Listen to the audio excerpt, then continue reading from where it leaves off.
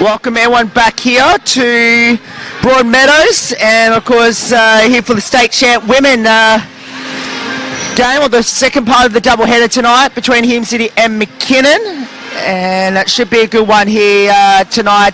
Hopefully everyone's recovered from that fantastic champ men's game here. Of course I'm Will, and of course joining me is Todd from the Hume City Broncos. Thanks Todd for joining us. No, great to be here. Good game first up. Hopefully this one can be just as good. And of course we'll get Ellie on as soon as she finishes as well. But did we see that one coming? No, I think, at half time we were talking about, potentially McKinnon being able to roll out the second half and not use you need to use Vandenberg, and then next thing Hume City hit the lead and get up by number 20.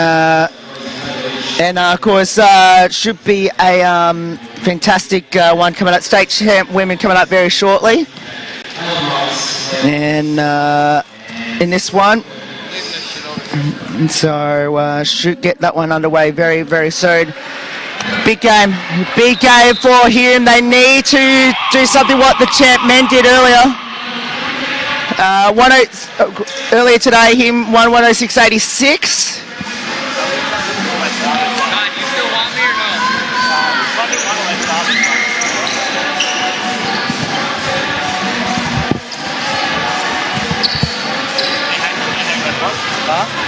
Yeah. Come back half time? Alright, yeah, that's fine. I promised you we'd win. So here we go, underway, and here they come. It is Bruiser, misses that one, rebound by the Broncos, and here you go down by Wind, who had a fantastic game against Whittlesea last week. Trying to get out the steal, that deflected off Anstey, and they'll get a reset here. Runs out with the ball now. Back to the top to Burns. Burns on the drive. 5 seconds. Dishes back to the top. One of the for long three. Got it! Great three-pointer to get us underway. 3-0 score. So 3-0's the score. Inboard. Nice pass from Todd Hunter to Anstey, and Anstey will go line shooting 2. Foul's been called, number 4, Haley Wind. And Ellie rejoins us, and obviously big one here for both these two teams, but of course Izzy Anstey at the line. Of course normally should be at UCLA, but of course what's happened over there, unfortunately she didn't go to college this year. Yeah, 100%. She's an awesome talent as well. So Anstey at line, misses the first.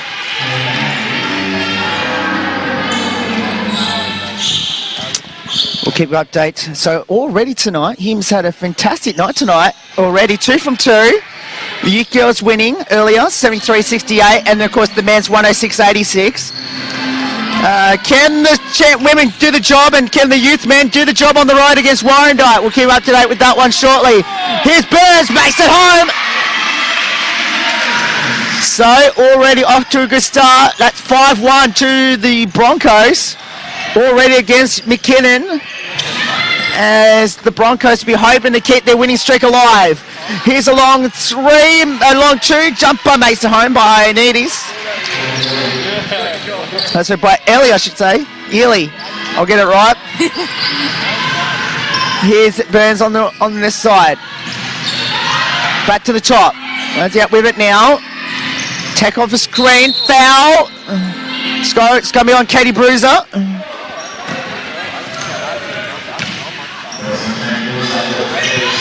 8:29 to go. As Steve Butler's team be hoping to keep the Broncos with another win tonight after a great first win against Whittlesea last week. Here's Burns, right side, runs out on the baseline.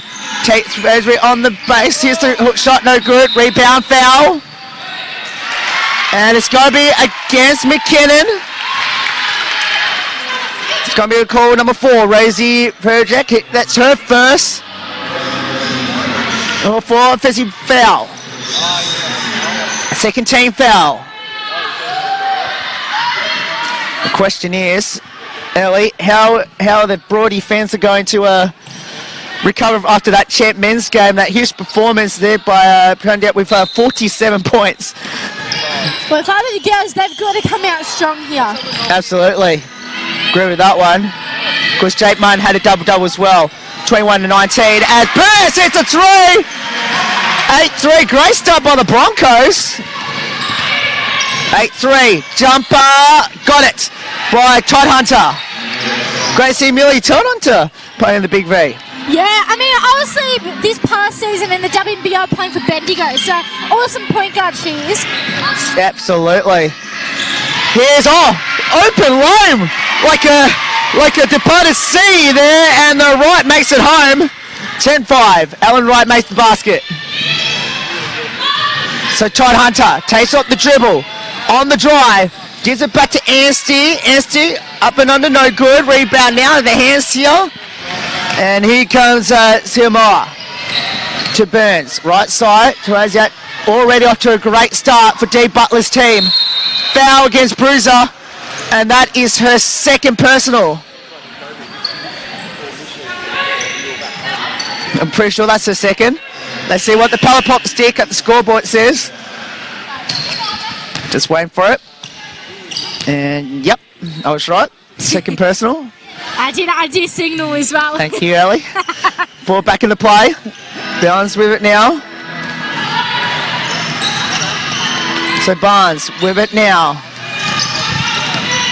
Gets it left side. What's that? Here's wide open on the left corner. Missed that by the Silmar. Out it goes. Great play there by Hayley Wine by the looks of it. So ball back in, 7 minutes to go. So going out with the ball now. Gives it up in the hands here of Barnes. Inboard to right.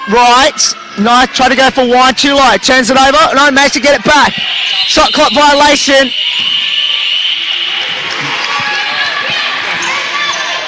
So 10-5 here.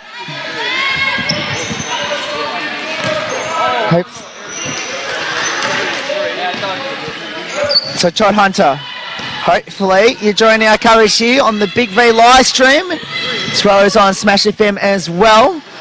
On the right, Todd Hunter. So Inez back from Todd Hunter. Inez inboard to Frederick Long 3. In and out, rebound now, try to keep it in. Maybe most stepped out of bounds as well, but doesn't matter. Play on, his Anstey misses, rebound Todd Hunter. She's a known rebounder too, Amelia Todd Hunter in for her guard position. Inez, bounce pass to Anstey. Anstey, pull up, short. Couple short ones there. Here's Todd Hunter to Ely, no good. And here they come. Because we get to see on the left side. Mars goes in low, in traffic, triple team, not even close. Out it goes. You can't throw into a triple team and expect to get the ball back. No way. So 10-5 at the moment, 6 minutes to go.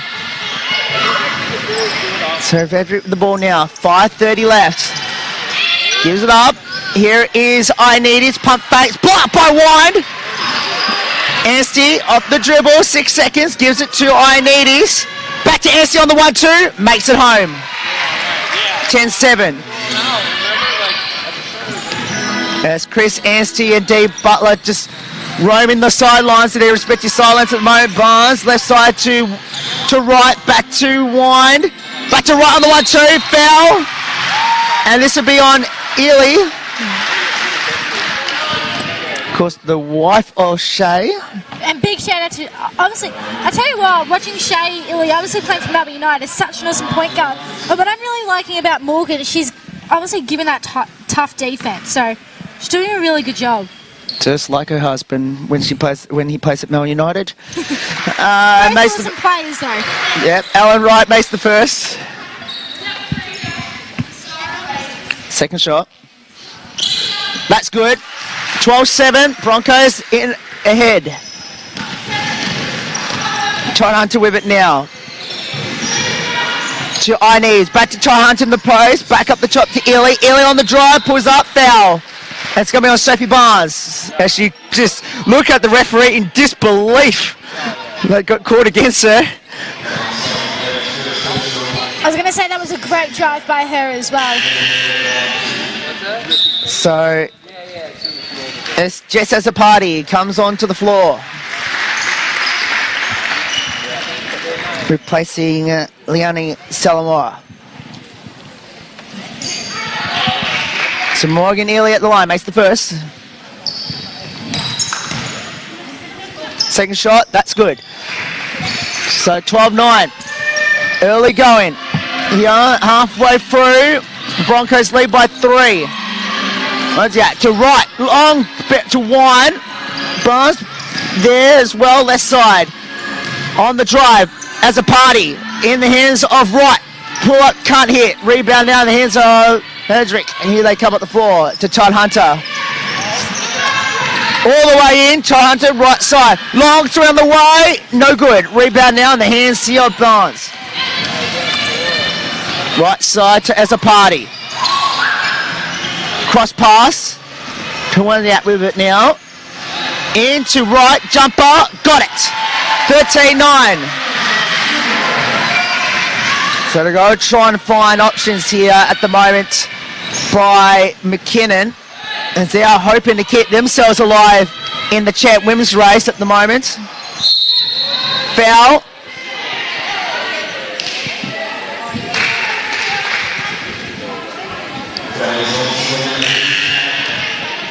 Charlotte Lord comes onto the floor. Wozak has a break at the line. Morgan Ely.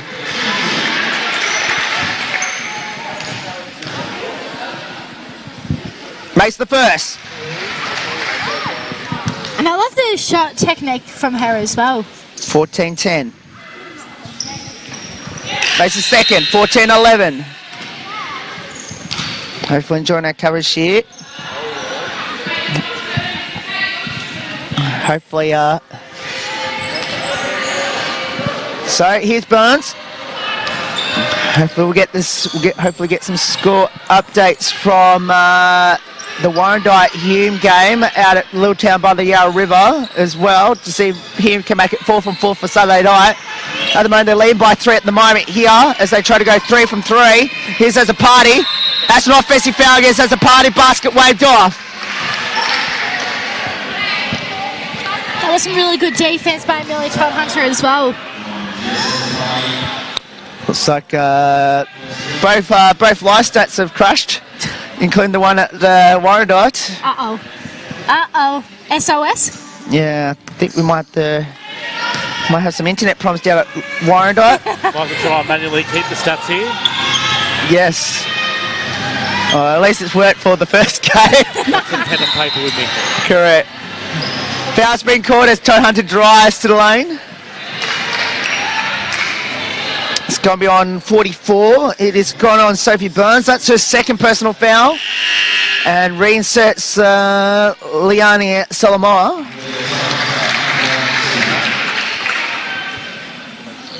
Amelia Todd Hunter at the line. 2 shots.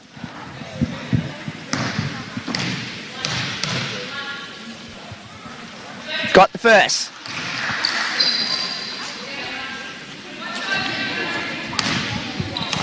We always talk about free throws, don't we?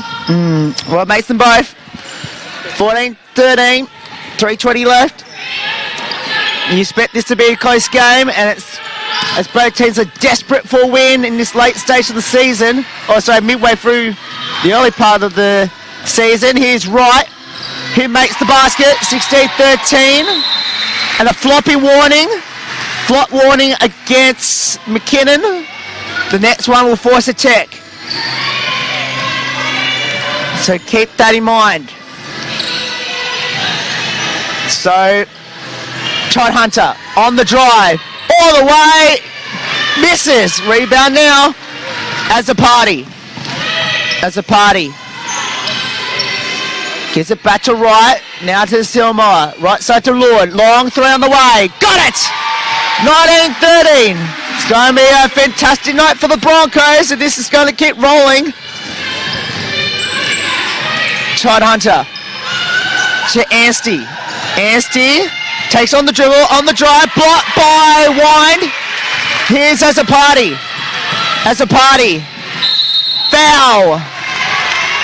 It'll be on 13. Taro Bruno. And what is Chris Anstey going to do? He's going to call timeout? No, not yet. No, he will. Will he? Good Oh, it's actually 2 shots. 2 shots. No, he's not going to call time yet. 2 shots, just as the party. McKinnon team foul number 4. Bit of a shot clock. Makes the first, just as the party, but the question is, were they meant to go to the line? Yes, they were. So, well, I don't know. Did the first one count? Well, mate, the first. No, it didn't. So, 20-13. We'll just go with ourselves a bit of free throw practice. Second shot. That's good. 21-13. 2:26 left. 8-point game. So, Ioannidis with the ball now. Ioannidis. Takes off the dribble. Ioannidis. Where will she go next? She goes in the hands here of Todd Hunter. Pull up jumper. Got it. 21-15. On the top now. So, where can they go? It's in the hands of Wind. Wind. Hook shot. Got it. So, Hallie Wind continues her great play so far. 23-15. Into the 2-minute warning now. As it goes in the hands here of Bruno. Back to Todd Hunter. Right side now to Ioannidis. Cross pass to Todd Hunter. Fall away. Way off. Here's Wind. Now to Steelmower. Back to the top. To as a party. Around a screen. Pull up. No. Rebound Anstey. Long pass. Oh. Out it goes. And it'll be a Broncos ball. Cougars last touch. 8-point game as the hero of the champ man with 47 points against some autographs by the G girls. Timeout by Chris Anstey and the McKinnon Cougars as the Broncos are rolling. They lead by 8. 23-15. Yeah, pretty impressive start for the Broncos. Now to get good looks at the basket, shooting well from outside. But the total McKinnon's always a concern there. They're capable of putting on points pretty quickly. So, I think the goal here will be the last 90 seconds, just trying to keep that 8-point buffer. See if they can go into the second quarter with the lead. Well, must win for both teams, especially Hume not far behind McKinnon at the moment. They are currently in 8th, McKinnon are in 5th. McKinnon obviously trying to chase Bulleen, Sunbury, Casey and Keilor, who are both, all of them I think are either one loss or undefeated at the moment. So a huge game for McKinnon and Hume to try to stay in touch with the top 4. Just really quickly, with Bulleen, they're undefeated. So, tell you what, they're a tough team as well. Such awesome recruits they've got as well. And I'm not too sure about Sunbury. Either they may have got one loss, I'm not too sure. They might have one loss, I think. One loss, so. Which big game tomorrow at the Hangers as Sunbury take on Bulleen tomorrow. So, while the defending champs, Wynnum, are struggling in 7th at the moment. So, and of course, if Hume wins tonight, they leapfrog the defending champs. So, of course, Wynnum with the bye because of the Under-18s National Championships at Eagle. Here's a drive, easy basket for Jess as a party. 25-15. Back down the other end, straight stolen by Wind. Lord to as a party. Is this the Hume city that we know very well? Misses by Lord. Here they come. Here's Todd Hunter on the drive. Brings it back to the top. Henry with long 3. No, rebound now in the hands of Wind. So nothing has gone right so far for the Cougars at the moment.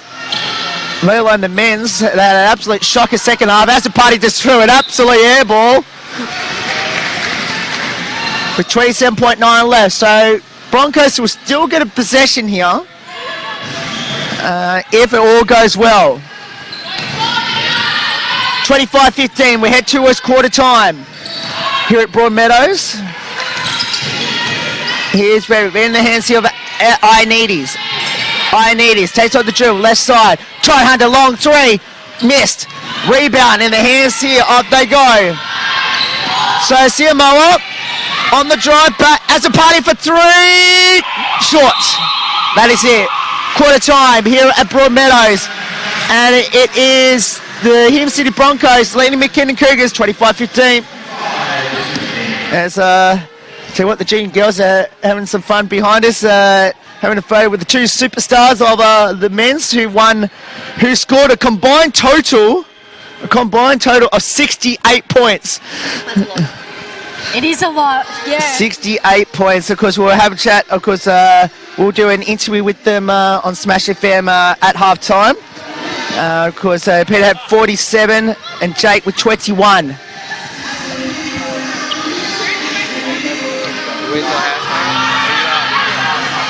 Tell you what, I was really impressed with Gordy's, obviously Hume City's intensity at the start. McKinnon, That was good. They've got plenty of time, McKinnon. They've just got to find some smart shots. McKinnon have just got to find some smart shots as well, and they'll be back in the game. But credit to Hume, they're doing really well with their intensity at the moment. And don't you guys have like a group chat, all the refs and stuff? As looks like Jake Munn's trying to taunt the referees there.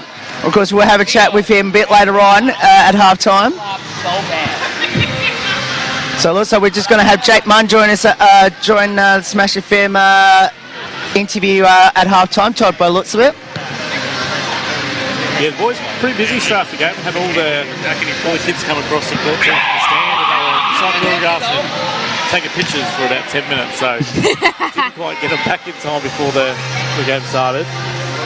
We've got Jake. Jake's going to hang around and talk to us, so we'll look Correct. at that later on. Yeah. Oh, I might try and get Peter during the week about his 47-point performance. We'll arrange to get in touch with him. Thank you. Get him on the phone or Zoom and make sure we talk to him. Correct. Play the game, no doubt. Definitely the blue carpet. Correct. Well, it should be. He should get the blue carpet. 47 and a win, I think that will... I don't know what the highest, I don't know what the highest points is, but surely that's going to be right close. up there. It'd be in the top 10 for sure. I don't think I've seen a 47-point performance in Champion in a long, long time.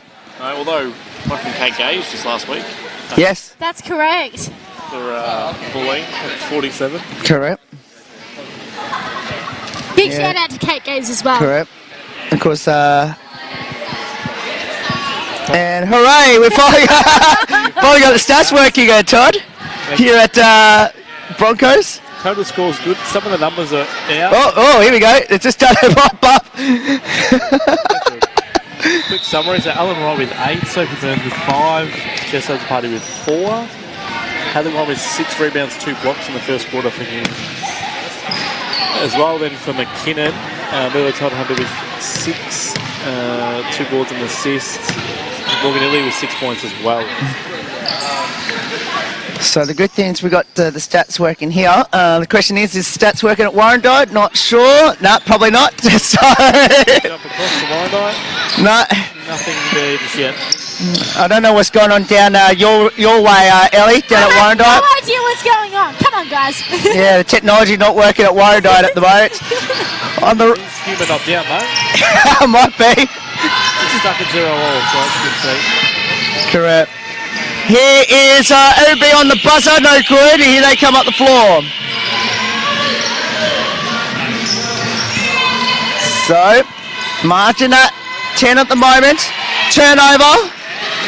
Here they come. Siamoa with the ball now. Left side to Obi. Obi back to right. Right now to Barnes. A long three on the way. Off the mark. And Illy with the rebound. Bounce pass to Ioannidis. In the hands here now on the drive. This point is Bruno. Bruno makes the basket. 25-17. And Burns with the ball now into Overby. Left side to Siamoa. Back up the top now. And so goes to Spencer to Barnes on the 1-2, takes on the draw and Bruiser. Back to the top, right with 10 on the shot clock. In the hands, Obi for 3. No, rebound now. Ely got the rebound. She gives it across to Ioannidis. Take it up the floor. Shot clock currently at 17 as she crossed the timeline. And she'll go to the lane and she gets the foul. And it looks like Haley Wine's going to be reinserted straight away. Foul's been called on 25, Nikki Spencer. And so is Amelia Todd Hunter, replacing Tara Bruno. And it looks like Maxine Allen will replace Claire Ioannidis after the 2 free throws, or at least the second make free throw. Makes the first.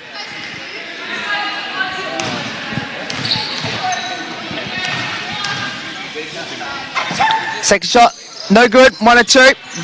I'll see that. And a foul is going to be called against Broncos. It's going to be on number 4, Haley Wind. She picks up her, I think that's her second. Yeah, it is. So she only just came onto the floor. And she's going to get subbed off, I've got a feeling. Yep. Good there as well. Well, that didn't last. She came on, got a foul, and then she comes straight off again. So the ball back in. Ely in the hands here. So Todd Hunter travels. The happy feet, they call it. Tell you what, the DJ here likes the Price is Right wrong buzzer, doesn't he? Here's a foul. It's going to be on Ely as Barnes drive to the basket.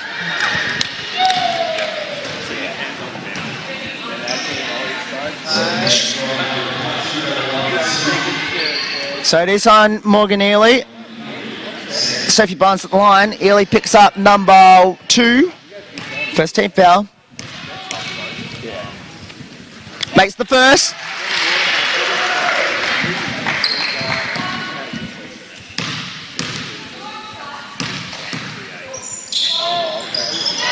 So makes the second. 27-18. 9-point game for the Broncos. Ely on the drive. Foul. And she's causing some problems for the Broncos defense. Foul's on number 7, Tiana Wozniak. That is her second personal foul. Now Dee Butler's got a bit of a problem here because now her 3 tools are in foul problem.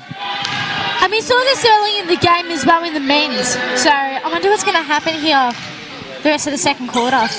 Morgan Ely 1 or 2.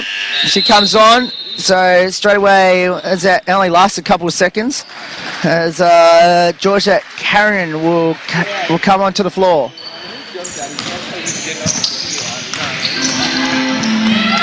Well, after all that, it's still an 8-point game.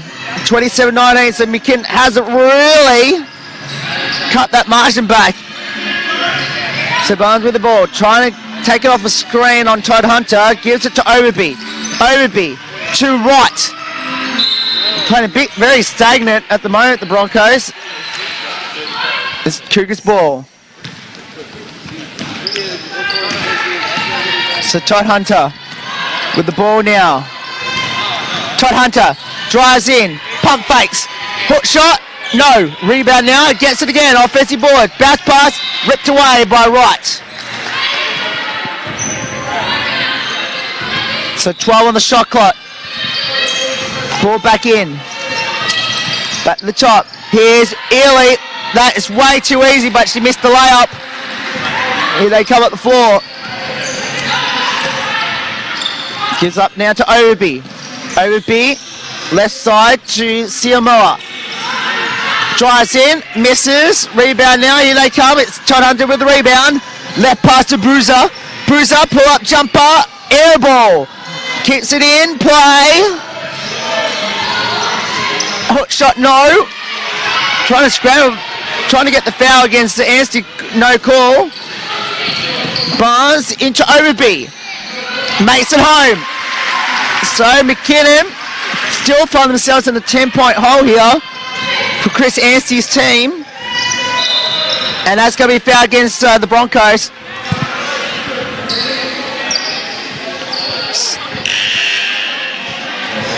And that's the 14th foul as Haley Wine comes onto the floor. Playing now with 2 personals. Now remember, last time she came on, she only lasted about 5 seconds before she got her second. Trying to keep Anstey off the block. One at the moment. Anstey, punt fakes, hook shot, short. Well done, Haley Wine. Whoa, that very close. Barnes left side. Heron on the right, back to Siamoa. Barnes on the right. Trying to keep Ely off the board here. Wind with 9. Back on the right. Barnes, long three on the way. Got it! This is big promise out for the Cougars. 32-19. This is what we expect from the Broncos in champ women the last couple of years, and they're doing well so far. Trying to keep the pace, but Todd Hunter makes the layup. Barnes with the ball now. Back to right. Back to Wine at the top. Now across right. Karen goes into Wine down low. Try to get guarded by Anstey. Hook shot. Got it. That's what Wine has to do. Just keep Anstey moving. It's 34-21. They're playing center against center so far. It's a great matchup, but easy pass to Morgan Ely. 34-23. So Barnes brings it up now. Back to Wind. Wind on the drive. In traffic. Foul. She'll go line 2 shots. So far, really not much change since quarter time. No, Hume still keeping the scoreboard together. The kids just haven't been able to get it going. Instead of getting good looks and getting the basket, they're just able to convert, shooting 7-27. Not the same from the field at the moment. Yet to make a shot from outside either. So, it's always dangerous. Yep. Big names, Todd Hunter and Anstey.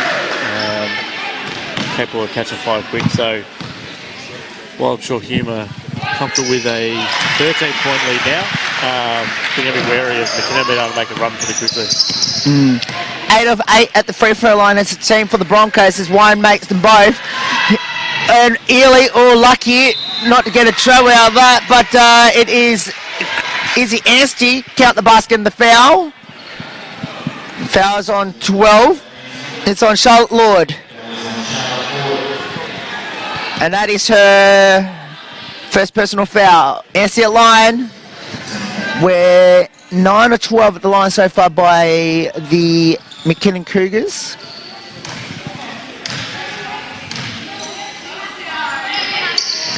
And makes it. So, they haven't really cut back on that margin, have they? 36-26. We're back to where we were a couple of minutes ago. 10 points. It's been hovering around the 8 to 12 mark for most of this second quarter. Right, blocked by, but managed to get it back by Lloyd. Can't hit it. Rebound, bob it around. Right, managed to get the offensive board. Burn. Oh, 3 on the shot clock. They got to go. And makes it on the buzzer. 38-26. I didn't realise they didn't hit the ring that time. So 38-26. Ioannidis for 3. Short. Rebound now by Ely. Back to Ioannidis. Todd Hunter. On the drive, on Barnes, misses. Rebound, crashing the board. Who's got it? It's going to be foul against McKinnon, is it? This is going to be interesting. Let's see. Now, everyone's gathering behind. It's going to be against the Broncos, is it? So Wine had the rebound. But it looks like it's going against her. So Haley Wine picks up the foul, her third. Not sure exactly what happened. Anyway, Broncos are in the penalty after all that. So merely Todd Hunt at the line. Once again, has to come on because Haley One's picked up a third on a very unlucky call, mind you. So I thought she had the rebound. But anyway, Todd Hunter makes them both. So this is going to be a huge turning point of the game as Haley Wine picks up her third. She has to take a break. So Broncos now in the penalty in the next 4 minutes. Can McKinnon make them pay? Here's the two mates at home. Well, obviously they can't because Barnes makes the basket, 40-28. 12-point game. Todd Hunter with the ball now. Where will she go? Back to the top. So Renwick in the hands of Ioannidis for three. No. I don't know why they're shooting threes, Ellie, from 3-point range. You know, you got your opponents in foul problem. Yeah, it's a good question. When things aren't dropping, you just want to go back to basics. So that's what I would do at this stage of the game as well. Correct. You're down by 12, a long way behind at the moment. Siamoa with 3 seconds and makes it home. It's rolling home for the Broncos. The Cougars, they just can't do a thing right at the moment. They're really receiving a drop for Hume City. It is all stripped away. They're trying to get another foul. Chris Hansen says, wasn't that a foul? But no, not to be. Great defensive play by Siamoa. Here's Todd Hunter. On the drive, pull-up jumper, no. I think they're too heavy rely on Amelia Todd Hunter at the moment, Ellie. Yeah, they sure do. Oh, nice steal there. Here's Morgan Early with the steal. Foul. It's going to be, well, they're in the penalty anyway, so the basket's waved off.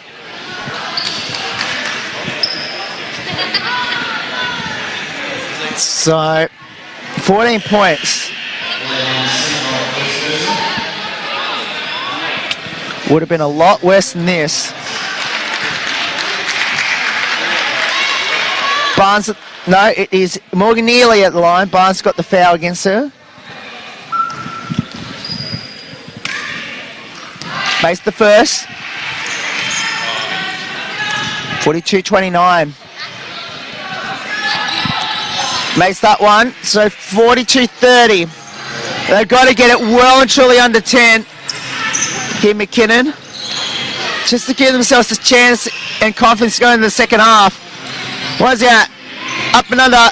Oh, it's just rolling home for the Broncos. How did she get that in? 44-30. That's right, Ellie. That is absolutely right. Knocked down the court. And they get a call here. Last touch of Morgan Neely. Charlotte Lord tucks it out as the girls going to try and get the ball. And a timeout on the floor. Timeout with 2.5 to go. McKinnon 30. Trailing big time against the Broncos 44. As they try to make it, the Broncos 3 out of 3 on a Saturday night. And they've live stats. And unfortunately, Ellie, you might have to figure out why your communication down at Warrandyte is not working where you live. I'm not too sure what's going on, but come on, guys, you can do it. Surely. No, definitely, I think Hume are pretty happy where they're at. As we said, McKinnon always dangerous, but if they can maintain this or stretch it a couple of points for half time, they're going to go into the break very, very happy. Absolutely, and I think, you know, we're expecting McKinnon to come out eventually to make a run, especially with the calibre of Amelia Todd Hunter. You've got Izzy Anstey, Morgan Ely, and Rosie Frederick, who has played at a high level with WNBL and obviously overseas as well. So we're expecting a run eventually, but the Broncos are doing a great job, Todd, at the moment. Yeah, I mean, McKinnon seem thereabouts. They haven't been too bad. Shots have started dropping, and a couple of things haven't gone their way. And Hume have put on, you know, close to 50 points in the first half. So still good signs for them. But this next couple of minutes is important for them not to let this get too unmanageable. So the margin is 14 points at the moment. Marlins with the ball now. Barnes on the drive. Oh, lost the ball and then she got a foul against her. Had Federer she literally just got the ball to Rosie Federer and then the foul against her. But she goes down. And unfortunately that is the penalty again. Hopefully safe Barnes is okay. Another bit of whack. Well, this is the only way that McKinnon can probably make their comeback here. If they can keep going, keep forcing the Broncos to go to the line.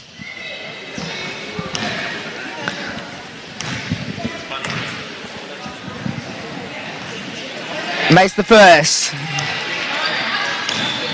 Now we know what happened in the men's game after Broncos fell behind by 11 at half time and came back to win by 20. So if I was the Broncos women, I'd be very careful where your margin is right now. 44-31. Goes in line, turnover. Overcooked that one. No, definitely overcooked that one. Wasn't even close. Hot potato. Just too strong that pass. So Ely to Todd Hunter. They've just got to stay in this here. The Broncos. They know the run is coming. Todd Hunter misses on the layup. Here comes Samoa. They've got to increase this lead, the Broncos, by at least 15 to 20 by half time to try to keep McKinnon at bay. So Ioannidis with the ball now for the Cougs. As looks like Harder's about to come on the floor after having a game-winning shot in the VYC Women's at Dandy earlier. So look like it will be, Harmony Harder is about to come on the floor for the Broncos. And Tochi hit the game-winning shot against Dandenong down at Danny about 2 hours ago. Yeah, came up clutch there, got the win for the youth girls, and then made the trip back home to get some a couple of minutes into the first half. No, they'll definitely need her on the floor with fresh legs, even though she's already played a game down in the southeast. 44-33 is the score. Minute 23 left. And now who's that against? Oh, it's going against the Broncos. That was good defense, though. Absolutely. And I think I could see Tegan Hindle on the bench too, who had a huge game as well in the youth women. Obviously in street clothes. Ball back into play. So, Todd Hunter on the drive, pull up jumper, got it! When she gets rolling, watch out. 44-35, margin 9. Exactly where the Cougars needed to be. Siamoa with the ball now. They need to get it back into double figures now, the Broncos. Spencer in traffic, nice pass. Holder can't hit it, put back, yes! Harder makes it home. 46-35. So she got 9 and 9, almost a double-double in the youth women. She's already got the first 2 points already in this game. And she's barely played a minute.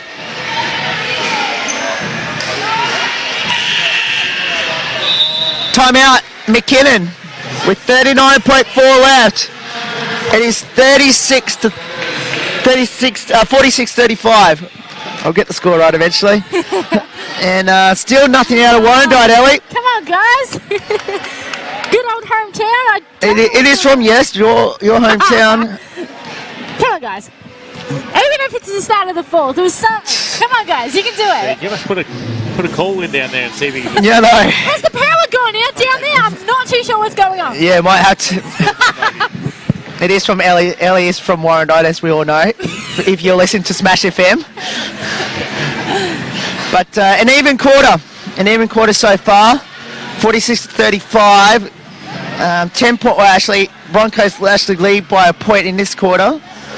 So with Sophie Barnes with 14 points, lead all comers. While Millie Todd Hunter has 12, and Morgan Ely with 13. Well, the problem is for the Broncos, Todd, is that Broncos are committing way too many fouls. Yeah, I think since like 17 of McKinnon's 35 points come from the line. And let's see here what Chris Hanson's drawn up in that timeout. They give themselves a easy 2 points here. There it is. So bounce pass, that was a busted play straight away. Spencer picks it on. Siamoa back to Azapati. So 20 seconds left in the half. As Hume City currently lead by 11 points. Siamoa, left side in the hands here of Azapati. Wozniak's wide open, but goes for a three. No. Rebound Todd Hunter. They got to get it on. They got to get it under 11. Here's Bruiser. Oh, a rainbow shot. Makes it home. Off the glass. They got to go. 3 seconds. Cut. Oh, that's a turnover. Todd Hunter on the buzzer. Almost. That is it. Half time. It is 46-37 at the half, and we'll be back right after this. Don't go away.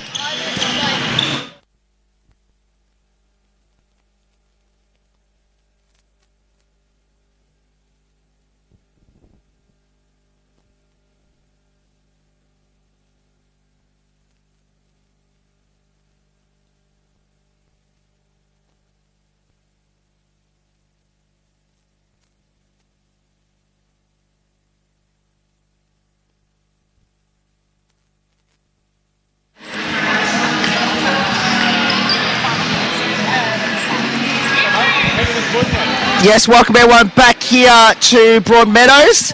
Half time in the Champ Women, and it's 46-37 in favour of Hume City. In the Champ Men, earlier today, it was Hume City knocking off the defending champ Cougars by 20 points, 106-86. And joining us right now, of course, had an absolute blind of a game himself. We played 38 minutes with a double-double, 21 and 18, is Jake Munn. Thanks, Jake, for joining us. Yeah, absolutely. Happy to be here. Massive game for your team going into tonight against the defending champs. You went into it undefeated, and I think I would say it was probably your team's best game of the year against a pretty good team who was trying to stay in touch with Sunbury at the top. Yeah, absolutely. I mean, we had a great week of practice. Tuesday was a little rocky, but I think we're finally starting to come together. It's been really tough getting back here, and new guys coming in, guys going down, getting hurt, but we're really starting to gel, and that's 2 in a row now. We just want to keep getting better every day, and I'm just happy we're able to get to win tonight and do it together. Obviously, it was a really tough first half. What sort of sparked you guys coming out of halftime, and what did you guys want to work on in the second half? Yeah, so I mean, the game plan stayed the same. We just wanted to stay the course. They were making shots, we weren't, right? So it was just about getting the ball in the hoop, right? I think we had 39 points at halftime and ended up with 100, 106, I believe, something like that. So I think shots started falling, and we kept the course, and we just really played together. Feed the hot hand. No one on this team who cares who scores, who gets the stats. That's not something we care about at all. We just want to win. So feeding the hot hand, and Joel got really hot in the start of third quarter, so we kept going to him. Pete stayed hot. It seemed like the whole game, and whatever we could do to keep that rolling, that's what we did. So that was our plan. Mention about Joel. Of course, he had no points in the first half. Came out in the third quarter, absolutely, really focused and ready to pull this game apart, which he did. He had 15 for the second half. Yeah. Did the coaches say to him at all during the halftime break that you need to now really, start dominating the game to help yourself and obviously Peter, who pretty much kept the team in it for most of that first half? Yeah, I mean, that wasn't really a conversation, had. I think, as a team now, we're starting to figure out our roles and who we are. Joel's a phenomenal scorer. Obviously, Pete is as well, but we got to find that, that balance of who's going to pass, stuff like that. And I think just finding Joel was the thing to get him going, because we need him to get going to win ball games. And yeah, coach drew up a play to get him a shot right away. He did it. Next play he hit the three, right, and then we just kept going to him. And that was more just on the people, on us on the floor, get him the ball because he's hot at the moment. So I wouldn't say it was something directed, but we knew he had to get going for us to have a good chance. How much emphasis was at the start of the game to, to try to get Jordan Vandenberg out of the game, who was their centre, especially got him 2 early fouls early, and then as the game went on, you really, obviously yourself and Peter guided him for most of that first half, and obviously into the second as well. How much of emphasis was that to try to get him out of the game and take away that centre presence on the post? To be honest with you, man, not really at all. Okay. We know he's a unit, right? And he's probably going to score if he gets you on his back, right?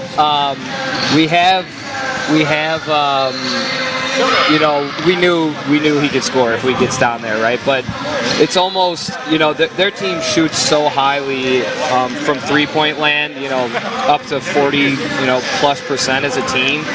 He's kind of almost used as a decoy, and he sets great screens and stuff like that. But when they're driving and kicking, they're lethal, that team. So it was great to get him out of the game and get him, fouls, so he, was off the floor. But it wasn't big really for us. It was more focused on stop them shooting from three and open looks, and we'll be okay. Tell us a bit about Peter's game. I know he overshadowed your game because, to be honest, you actually would have got the MVP with the numbers you put up, 21 and 18. But unfortunately, your teammate pretty much overshadowed you on that one, 47 points in that one. But tell about his game, and I'll tell you what, as the game went on, he just couldn't miss. Right. I mean, it was incredible, right? I've been playing with Pete for a long time, and I never seen him shoot the ball like that. He's obviously been working and doing his thing, and putting the shots up, because he's shooting a good clip this year already. So I'm absolutely ecstatic for him. There's nothing more, nothing that makes me happier than one of my teammates just having a great game, right? And like I said, none of us care about stats on this team. Whoever gets it done in that given night, and we're so excited for him. But I hope he keeps it up. I don't know if he's in that 47 every week, but I'd love if he did. It'd make things a lot easier for us. But yeah, he played incredible. Everyone else, got around him as well and kept feeding him. So when a guy's hot like that, you just want to hand him the ball. You don't even want to touch it anymore. We'll finish with this last two. Now, obviously, you've come across from Bulleen to here, or close to it. But what does the sport of basketball mean to you, and especially being here at Hume City? Yeah, so I played at Bulleen my first year. That was my first year overseas, and then I was just in Budapest in Hungary for a couple years. I was at Hume before that, and then was going to come here after, and I'm just happy to be back. I love playing here. It's like a big family. Coach Matt's a big reason why I'm here, but basketball's everything, right? It's after COVID. A lot of my friends retired and stuff like that. It was very tough to figure out what I was going to do. Thankfully, I'm a dual citizen, without really ever living here, but it's everything. It keeps me going. Like, nights like tonight, regardless of the stats, regardless of anything, I'm not going to say regardless of win, because I love to win. But it was just fun to be out there and do that with the guys. So that's what I love. There's nothing better than that feeling. And one final one. Now, obviously, he's had a huge following today with the juniors, and especially, how good is to have fans back here at Broncos, but especially to see the juniors, and they managed to get around yourselves after the game today as well, and how important, especially in that last quarter, as your teammate tried to distract you. No, it's incredible. I mean, like I said, the feeling of basketball winning, but like that after the game, you know, them coming up, having you sign autographs, you know, that's like a great feeling. But our crowd was incredible tonight. You know, the juniors, they're louder than anything. You know, I was actually here last night watching their games, right? So I said, you guys need to get down here tomorrow. So I love that they're here, and, you know, Hume's, like I said, one big family, and, you know, we all got to do it together. Well, Jake, thank you so much for getting up your time to join us. Well on the win, well deserved. Best of luck for the rest of the season, and can't wait to see the Broncos back in well and truly back in the hunt as you try to chase down the top teams in the competition. We're coming. No worries. We'll be back for the second half right after this. Don't go away.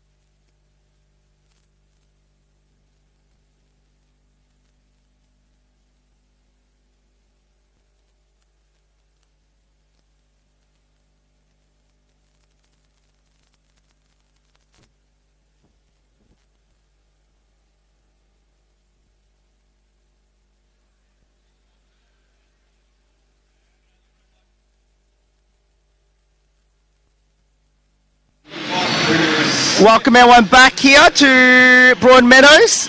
Second half underway now between the Broncos and the Cougars. Of course, great chat we had with Jake Munn from the champ men's team.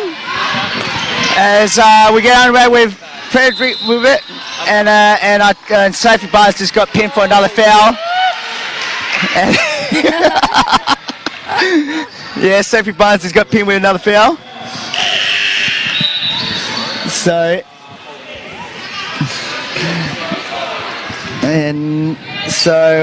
it's not looking good down at John Cain Arena for NBL fans. But anyway, back underway here. Air ball by with the rebound by Ely on the right now. So Anstey to Todd Hunter. Margin Cully at 9. Misses that one. Rebound now by Siamoa. As everyone's going down like temping bowler at the moment. Here's Siamoa. Down the lane. Pull up. Got it. It's rolling home for the Broncos. 48-37. As might have to get Ellie to give us a communication warning down to Warrandyte about the life stats down there at the moment. Here is give a pep talk there. Correct. Todd Hunter to very long three. No good. Rebound now. It's in hands of Bruiser. Anstey takes one off the dribble. Anstey, no. Rebound, Ely. Script away by Wright. Turnover. Runs out with it now. So, remember that Hayley Wine's playing with 3 personals at the moment. Well, Overby can't hit the 2. Rebound now, but she's playing tough at the moment. Todd Hunter, 48-37. 1.5 gone. Todd Hunter drives in, fouls on Overby. And Broncos already with a second team foul. And once we get a moment, I'll get to ask Todd and Ellie what be their thoughts on what McKinnon and Hume needs to do to win this game from 11 points at the moment. But in the meantime, another steal by Wright. She's been everywhere so far. Here's Siamoa. Gives it up now to Overby. Right side again. Long 3 by Siamoa. No good. Rebound by Anstey. She gives it to Todd Hunter. So Todd Hunter with the ball. Takes off the screen. Right side. Cherno almost. Wind. Almost got it. Here's Anstey. No good. One with the rebound. Tell you what, it has not been Izzy Anstey's day so far. She's missed some easy layups, mind you. Is right.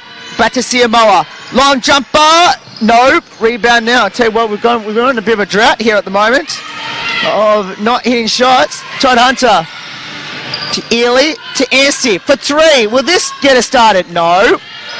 Out it goes. Broncos ball. Any views on the first half and what these two teams need to do to win this game in the second half? Well, I think the key for Hume City is their defensive intensity. They need to keep that up, keep getting their hands at loose balls, keep getting up the rebounds because they need to stay disruptive. Otherwise, McKinnon are capable of going to run. For McKinnon, they're still yet to hit an outside shot. They're 0-6 and 3. If they can get that outside shot going, it opens up a bit more space for Toronto to penetrate and for Anstey to work inside. Out of court that time. I'll get your view, Earl, in just a moment. 48-37, so we're still, I think we're pretty much at the halftime score for quite a long time. It is, oh no, sorry, Hume City did score a point before then. That's going to be a jump ball. Broncos get it. So it's only been 2 points in 3 minutes. And that was Broncos scoring that one. So McKinnon, they really need to reel this back. They've got any chance. As the Broncos at home are tough to win here at Broadmeadows. Here's, where's that for 3? No good. Rebound now. Here is Ely. Ely, right side to Todd Hunter. Down the lane she goes. Up and under, no good. Rebound, Ely, foul. And that's a 13 foul on the Broncos. It's on Siamoa. Ellie, your view on the same question? Yeah, I think for McKinnon, again, I feel like driving to the basket, going to the free throw line might kickstart them. Obviously, because the three-point line's not working, so I would keep driving to the basket. I think for Hume, I would keep. They're doing really well defensively and offensively, so I wouldn't change anything. Absolutely, Morgan Neely, 1 or 2 at the low. Oh, jeez, that is not good at all. And I think she's done a knee on the fall, on contact, right in front of the Hume City bench. And that does not look good. That's going to be an official's timeout. So official's timeout, and that is not good for the Hume City. And they're going to unfortunately have to bring the, they're going to have to, Hume City is going to have their timeout away from where it is at the moment. And Todd, that doesn't look good for the Broncos. No, absolutely horrible to see. He immediately went down in pain, and it doesn't look good at all for Selena. It looks like the wheelchair's already coming out. Yeah, So- I saw that bad. Any injury like a knee, and when you go down like that, it's just, not great. No matter who you're playing for, you just hate seeing injuries like that. So, yeah, I'm in a bit of disbelief, to be honest. Yeah, so that is not good news for the Broncos. As you could tell straight away, as well on that contact, that it didn't look good at all. Obviously, they put the covers on her just to make sure she's okay. So, so let's hope everything's okay for Sienna. Yeah. So let's hope she's okay. So that is not good news for the Broncos. Might have a bit of an extended break here, I think. Yeah, looks like we will. So at the 6:38 mark of this third quarter. The question for me is, obviously we got a bit of a break. I wonder what McKinnon is saying in that timeout there. Obviously, Hume are going to be a bit shaken up as well, what's going on. But obviously they can't afford to drop their heads right now. But my question would be, how can McKinnon get back in this game? They've just got to keep... I mean, it sucks with the injury now, but how can McKinnon get back in this game? So yes, we will have an extended break, as Todd just mentioned before. And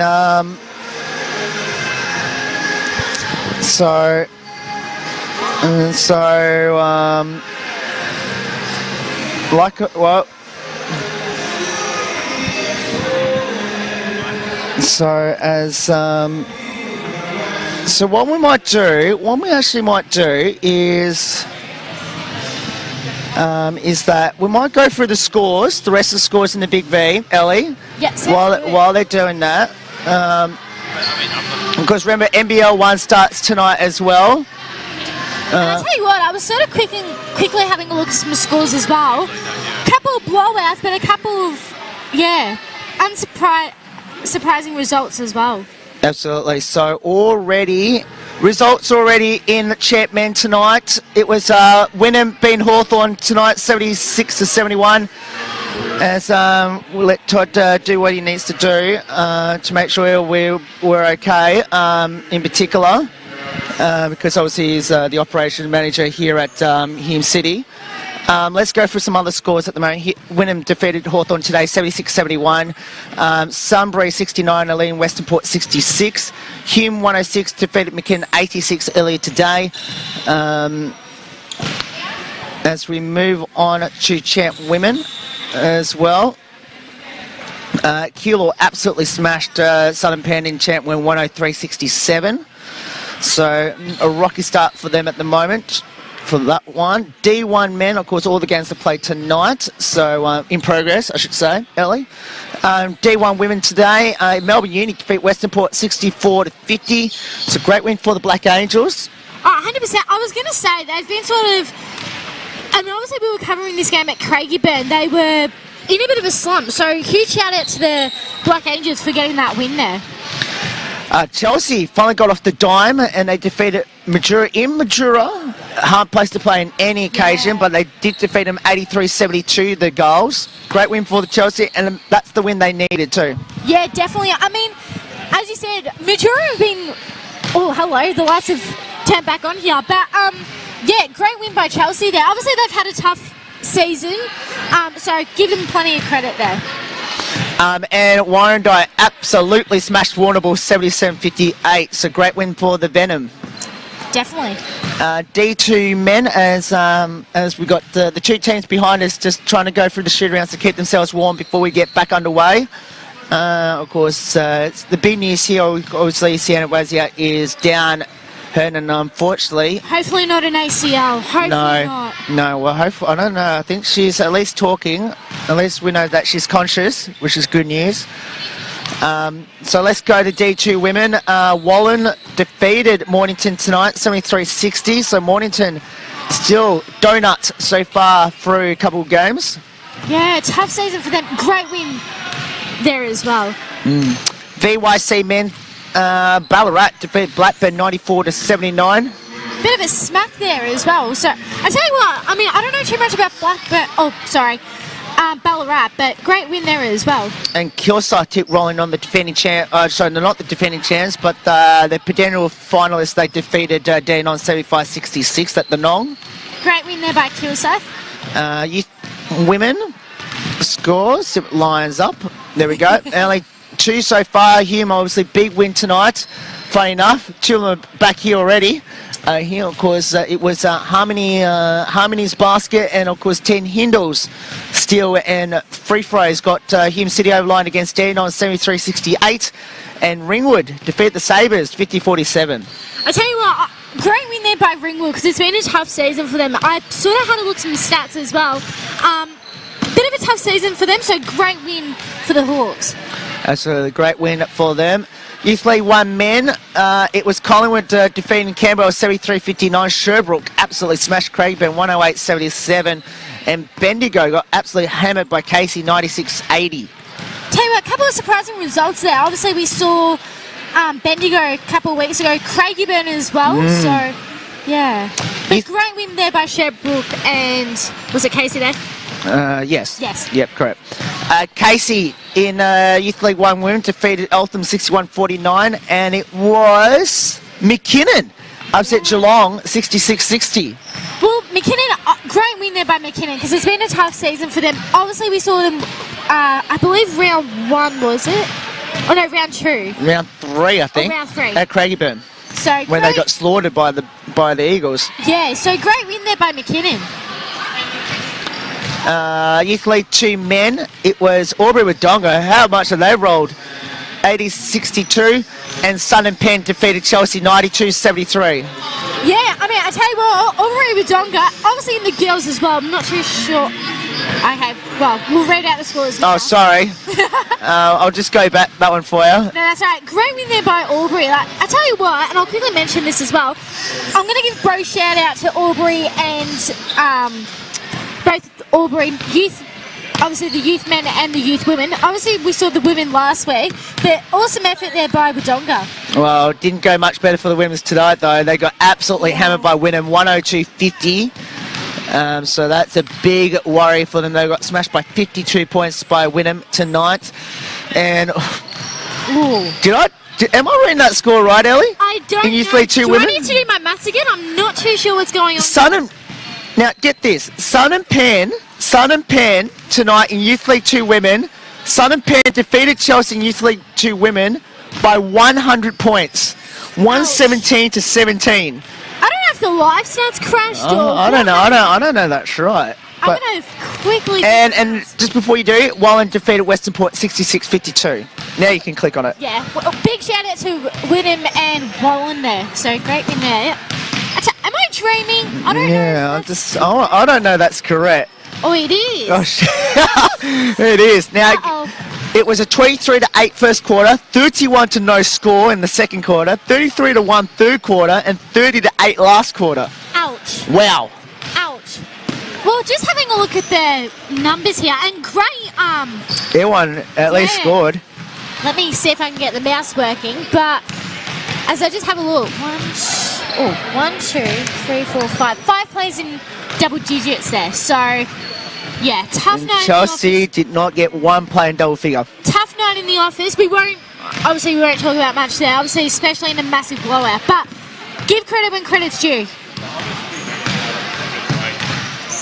Correct. So, we're just waiting on that one in particular. So, looks like Tegan's going to have to suit up here. She wasn't going to. She was there on street clothes, but all of a sudden now she has to suit up. Yeah. After that injury, luckily she bought her playing gear from the big shout out to Tegan as well. From the youth women game earlier today. Yeah, no one likes to see such a bad injury.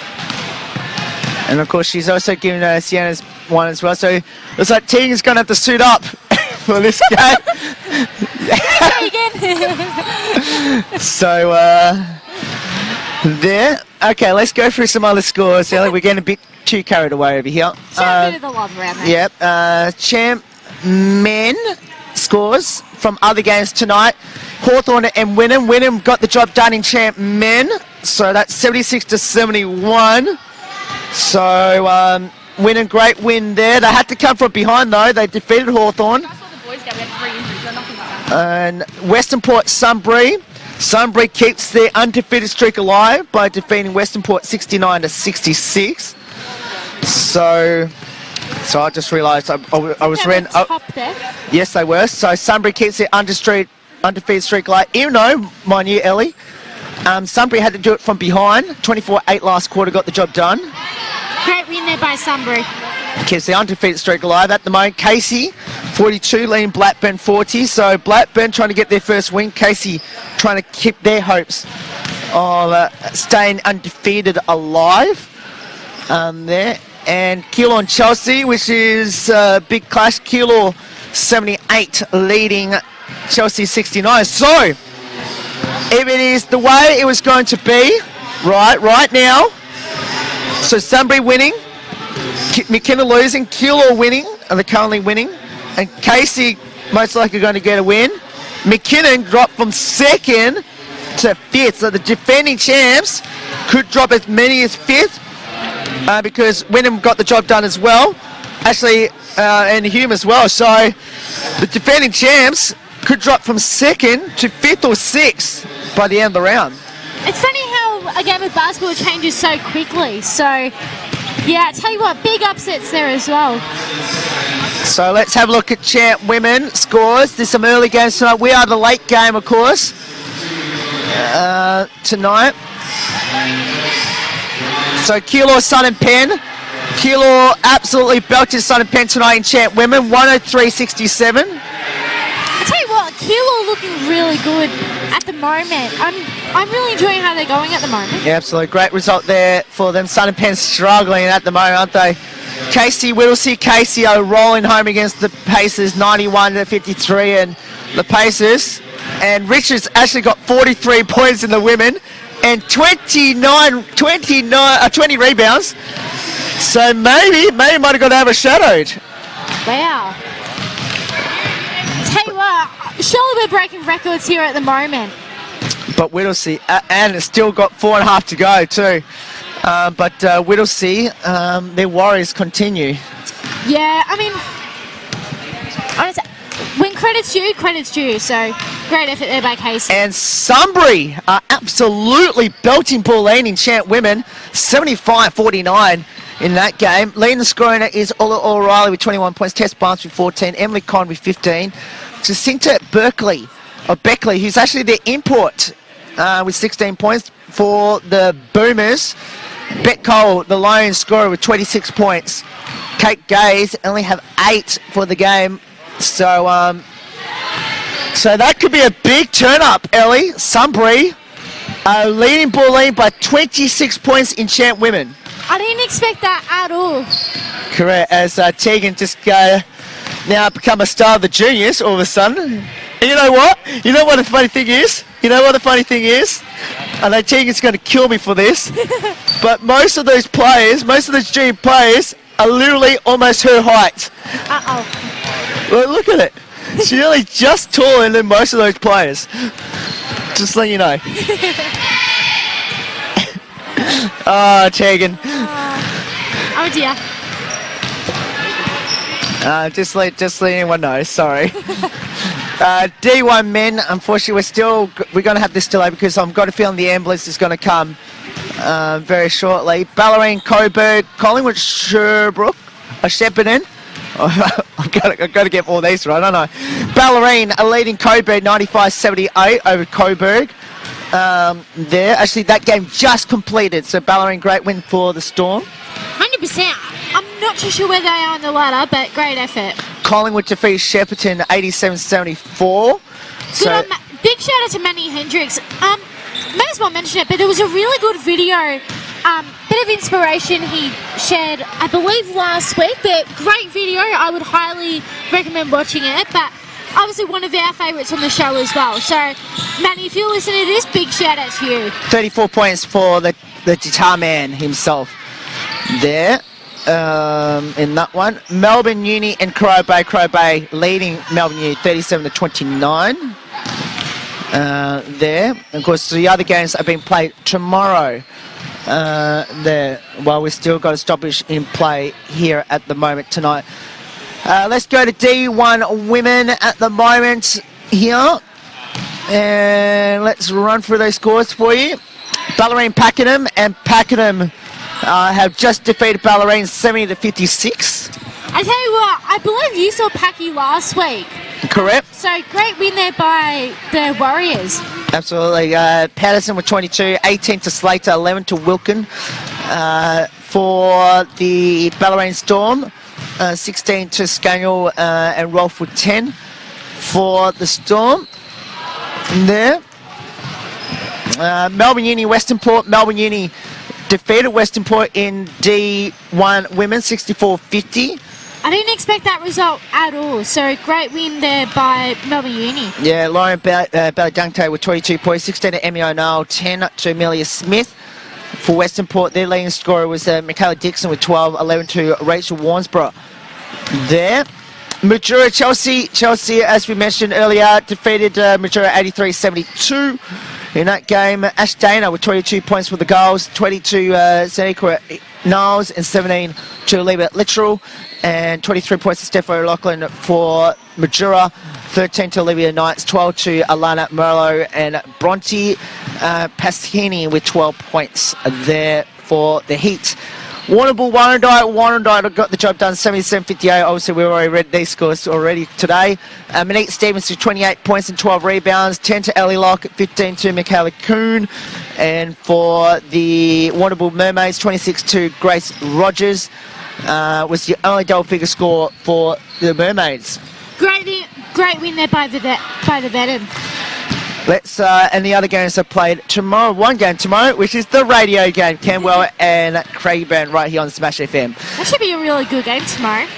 Yeah, absolutely. Let's go to D2 men. As we run through these scores for you, and so we're trying to hopefully get back underway because we're waiting for the ambulance to turn up. There, Altona, Lee Mornington, 56-46 in D2 men. Today, Whittlesea and RMIT. Whittlesea are leading RMIT 40-36. Majura and Wallen. Majura absolutely hammering Wallen 100-81. And Craigieburn and Sherbrooke easily counting that one at 79-63 at the moment. There, the rest of the games are played on Sunday. There, moving on to D2 women scores. There's some big games there, Ellie. Sure is. I might just do it right so we have it all in one tab. Mornington and Wallen, of course, as we know, Wallen defeated Mornington 73-60 in that game. It was 20 points each to Alex Darby and Rebecca Romeo. And for Mornington, who are struggling all year, Lauren McNinnis with 17 points, 14 to Tessa Matthews, Holly Turner with 13. For the Breakers, moving on now to Coburg Altona, down just not too far down the road from you actually. Altona leading 33-30 in that game. Siobhan McAdoo with 10 points, and for Altona it is Rayhan Ezzy with 10 points there, and Jess Rarity with 9 so far. And Crow Bay and Wangaratta North East, or the Bushies, 47-43 to the Bushies in that game. 13 to Tara Blair, Talia Higgs with 10, and for the Crow Bay Stingrays, Shanna Potter with 14 points, Meg Hannah with 11 there. And we just realised that Tia Hindle won't be shooting up. Now she's got back to there. Anyway, let's move on, because we've still got a fair way to go, Ellie. Sure do. In this one, so we can keep rolling. Hopefully you're listening to this or watching this on the live stream. Hopefully everyone's enjoyed it tonight as well. Correct. So just news. So the reason why we haven't started play is because obviously it seems to be a long time ago now since that. Of course, Sienna was unfortunately done a knee, and unfortunately you could hear it from here in our broadcast spots too. So that's the reason for the delay. We're waiting for the ambulance to turn up. Looks like something's outside, but yeah, we are sending our best wishes. Yeah, at the moment, so that is the reason why there hasn't been any play. So the school update for everyone as well, watching this on the live stream as well. It is Hume City 48, Lee McKinnon 38 with 6:38 to go in this third quarter. So now, of course, because we're past the halfway mark of the game, it can be a confirmed total. So the game can stop and it can be a confirmed result. So because we're past the halfway mark. So just letting everyone know. But we're going to try and get the play underway very soon, that is for sure. Okay, let's have a look at BYC men. We're already settled already. Ballarat 94 defeated Blackburn 79 today. Dandenong and Kilsyth won that one 75-66 over the Rangers. Bulleen and Keilor looking good, aren't they? 75-67 in BYC men. Yeah, they've had a great season, Keilor, and big shout out to them as well. And Ringwood and Sandy in BYC men. It is deep into the last quarter, and it's 61-57 in favour of the Sabres. Here comes the ambulance now. So, yeah, not the way we wanted to see the night, Ellie. Well, it's been such a great night as well. Absolutely. Okay, let's have a look at some other scores as well. VYC women results from tonight. Only 3 games tonight. Dandenong and Hume City. Hume City 73 defeating Dandenong 68. Come from behind. as we mentioned, Emma Pro with 22 points. Lane all comes for the Broncos. Jasuna Travapus with 15 and 11 to Joy Karen. Of course, obviously she came all the way back here to play as well. And you see a couple of the VYC women's players here as well after that game earlier today. Sunbury and Hawthorn have finally, hooray, hooray for Hawthorn. They finally won their first game in VYC women after getting smashed by an average margin of 60 points. They finally beat the Jets 54-46. Big shout out to the Magic there as well. So great win there. Well done for the Magic. They finally get their first win. Unfortunately for the Jets, that's a bad loss for the Jets. Well, they've been, obviously we've seen for a number of years as well in Youth League they've dominated. So bit of a worry there by the Jets. And Ringwood finally get back on track after falling behind and got the overline against the Sabres 50-47. Yeah, great win by the Hawks. It's been a couple of tough weeks for them, so great win by them. So great win for sure. Okay, let's move on because hopefully we can get this done by the time we hopefully get back underway here. Some Youth League 1 men's results as well. And let's bring them up now as we speak. Geelong and Wynnum early today. Geelong hammering Wynnum 108-80. So great result there by Wynnum. By Geelong. 28 points to Jay Pacino. Olivia Honham with 23 points. 15 to Jacob Wench. And Camberwell and Collingwood. It was Collingwood. I'm not sure what happened in the third quarter. I think they stopped in the third quarter. 73-59 Collingwood win.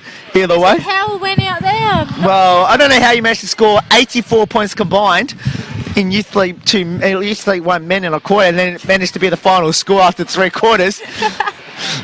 Anyway. Never mind. Let's keep rolling to the next game. Sherbrooke to beat Craven 108-77. A bad loss for the Eagles, Ellie. And talking about bad losses, Bendigo as well. 96-80 Casey over Bendigo. Yeah, great win there by the Cavs there. Bad losses for the Eagles and the Braves. 100%. And yes, we still haven't got anything out of Warrandyte, Ellie. I think we might have to do an SOS call, Ellie, to your little town by the Yarra. Unfortunately, I think so. There must be on. I know. We always joke about your town in particular because you're down from there. But you know, when technology doesn't work in Warrandyte. I love the. Don't get me wrong. I love the stadium, but come on, stats. Yeah. Are they on dial-up down there? I don't know if someone, as I said, I don't know if someone's turned the power off or what's going on. Or is everything on dial-up down there? I have no idea. Anyway. Normally it is wacky down where I am, so. Yep. Fair call. Fair call. In terms of power, that is. Yeah, I know. Fair call. Casey 61 defeated Eltham 49 in Youth League 1 women. Now Donna with 16 points. 40 to Kim Shanklin. 10 to Steph Leclerc. And for Eltham, their leading scorer was Matt Carstone with 12 points. Jamison Whittle with 10. Of course, they lose most. Eltham, remember, most of these teams in the youth will lose their players because of NBL 1 that started tonight. McKinnon got the job done today as well against Geelong in Youth League 1 women, 66 assists. It's a great win there for the Cougars. Yeah, 100%. Romy Price with 15 points. Ebony McMillan with 14 points. That's why she's not here tonight for the Cougs. And for Geelong, 14 points to Emmeline Camp, Chloe Skinner with 12 points. So great win there for that. Warrandyte and Sherbrooke. Well, it seems like it seemed to work. Oh, actually, it sort of stopped it actually stopped with 17 seconds left in the youth women as well. By the looks of it, 55 Warrandyte, Sherbrooke 54. So it'd be interesting to see how it ended. It'd be interesting to see how it actually ended down at Warrandyte. Yeah, not too sure what's going on down there, but. So it stopped. It stopped with 17 seconds left. The internet. Either way, that would have been a great game. And Bulleen, fantastic win. They knocked off Frankston, who was on a roll. And I guess it might show that the NBL 1 players have helped a lot of these teams this year, and especially for Frankston and Bulleen. Great job for them, 63-51. So keeps Bulleen's hopes of a playoff alive with Ella McIntyre with 22 points, 16 to Beck Hovard, 11 to Emily Mazos with Frankston. Their leading star was Annabelle Fitter with 12 points, 10 to Lauren Tuplin. Of course, they didn't have Ella Badish, as well as Tori Jackson and Zoe Schonfelder in that game as well. So, and it showed... Boomers. Correct. And I may as well give a bit of a shout out about big shout out to Michelle as well. Such an awesome coach she is, so doing such an awesome job. Correct. So we can see again the tension down there at the moment, the ambulance. So trying to keep it upright as well. So let's hope she's. So as I said, it's a big delay here. So Ellie, looks like we're going to have a very, very late dinner. Yeah, sure. Later tonight. So lucky you haven't got anything on. Well, I did get the call last week. Well, almost got the call to go to work last week, but yeah, like I didn't. I had a good sleep in. Tomorrow, I mean, mind you, I love my job. Don't get me wrong. I know. Let's move on to Youth League 2 men. Western Port 84 defeated Ballerine 71 today in that game. Albury-Wodonga and Wallen. Albury-Wodonga 80 defeated Wallen 82 in that one. As we all mentioned already, Whittlesea and Keysborough looks like the life stats are not working out at Whittlesea either. Oh dear. And Southern Penn defeated Chelsea 92-73, Ellie. Tell you what, I didn't expect some of these results at all. So, I mean, obviously, what round are we in? So I have a look. 5. So after next week will be, I believe, a third into the season. So for some of the teams, obviously if you're near the top, obviously you want to keep that momentum, and we did have that Easter break as well. So obviously we always see in sport, after, I guess, a bit of a break, how teams come out of that as well. So, yeah, a lot of questions to be answered, but I tell you what an awesome season we've had all across all divisions. Albury-Wodonga absolutely got waxed. 102-50 today. 22-4 first quarter, followed by 13-13 third quarter, and the 33-17 last quarter. Of course, most of them without their NBL 1 players, of course. Bella Fiddler with 11 points, 10 to Caitlin Russell in that game. Of course, they didn't have Charlotte Bevan or Casey Ardern, so, and that cost them at the end of the game there for Wynnum. Alana Anthony with 17 points, 15 points to Jasmine Goodman, 14 to Eliza Moody, and 13 points to Alun Look there. And Southern Penn and Chelsea, as we mentioned before, Southern Penn 117 to Chelsea 17. Yes, you heard it correctly. Southern Penn 117 defeated Chelsea 17, and just getting worse and worse for the goals. Wallen 66 defeated Western Port 52 today. Olivia Demu with 14 points, 15 to Melissa Buckley. For Western Port, it was 12 points each to Brittany Sajaya, Chloe Zuki, and also India Bryce. But great win there for the Panthers and the youth girls. Yeah, sure. I reckon, I don't know where they are on the ladder, but great win by them. Coburg 75, absolutely waxed Mornington 45, and backed up of, they came out all guns blazing after what happened to them on last Saturday when that heartbreaking loss to Albury-Wodonga. Yeah, I mean, I tell you what, obviously some of these, we saw Coburg last week, but tell you what, they're doing really well at the moment. Obviously had a heartbreak, but great win by them. And Melton Collingwood has gone into overtime, and Collingwood won in overtime, 81-79 after the win last week against Pakenham. So, I tell you what, great win. So it keeps their spot in the top. So only one of 2 teams undefeated in Youth League 2. When, of course, the other one is Wynnum.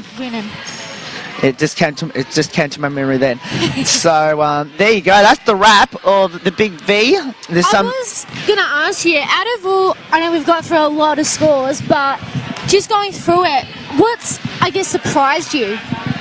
Well, definitely the Youth League 2. Yeah. Southern Penn Chelsea, but the margin of it. But I think tonight, the game we just watched tonight, Hume City and McKinnon, from the defending chances completely. It's hard to me, I know I'm probably going to get a lot of flack when I go to McKinnon, but it's almost like the men almost gave up towards the end. But, you know, they are the defending champs. I know they're going to come back next week, but just the way they played tonight, they were out of it from about when they got it back to 10 points with about 6 to go in the third, and then they were completely ran out of their floor. Yeah, definitely. And again, I'm not too sure, is that their first loss, McKinnon? Yes. Yeah, it is. I think sometimes, obviously, it hurts the margin, and normally we see in sport, sometimes it doesn't reflect it sometimes. But, again, you just want to get back on that training court quickly as possible and just, work your butt off. And it might hurt them on the head-to-head. If Hume City can manage to mount a huge charge, which we all know they can do, and get tied with the Cougars, then they'll go to head-to-head, and remember, that 20-point win is going to count for a lot when it comes to head-to-head if they both finish on win-loss record. So, while we take a bit of a moment here at the moment, and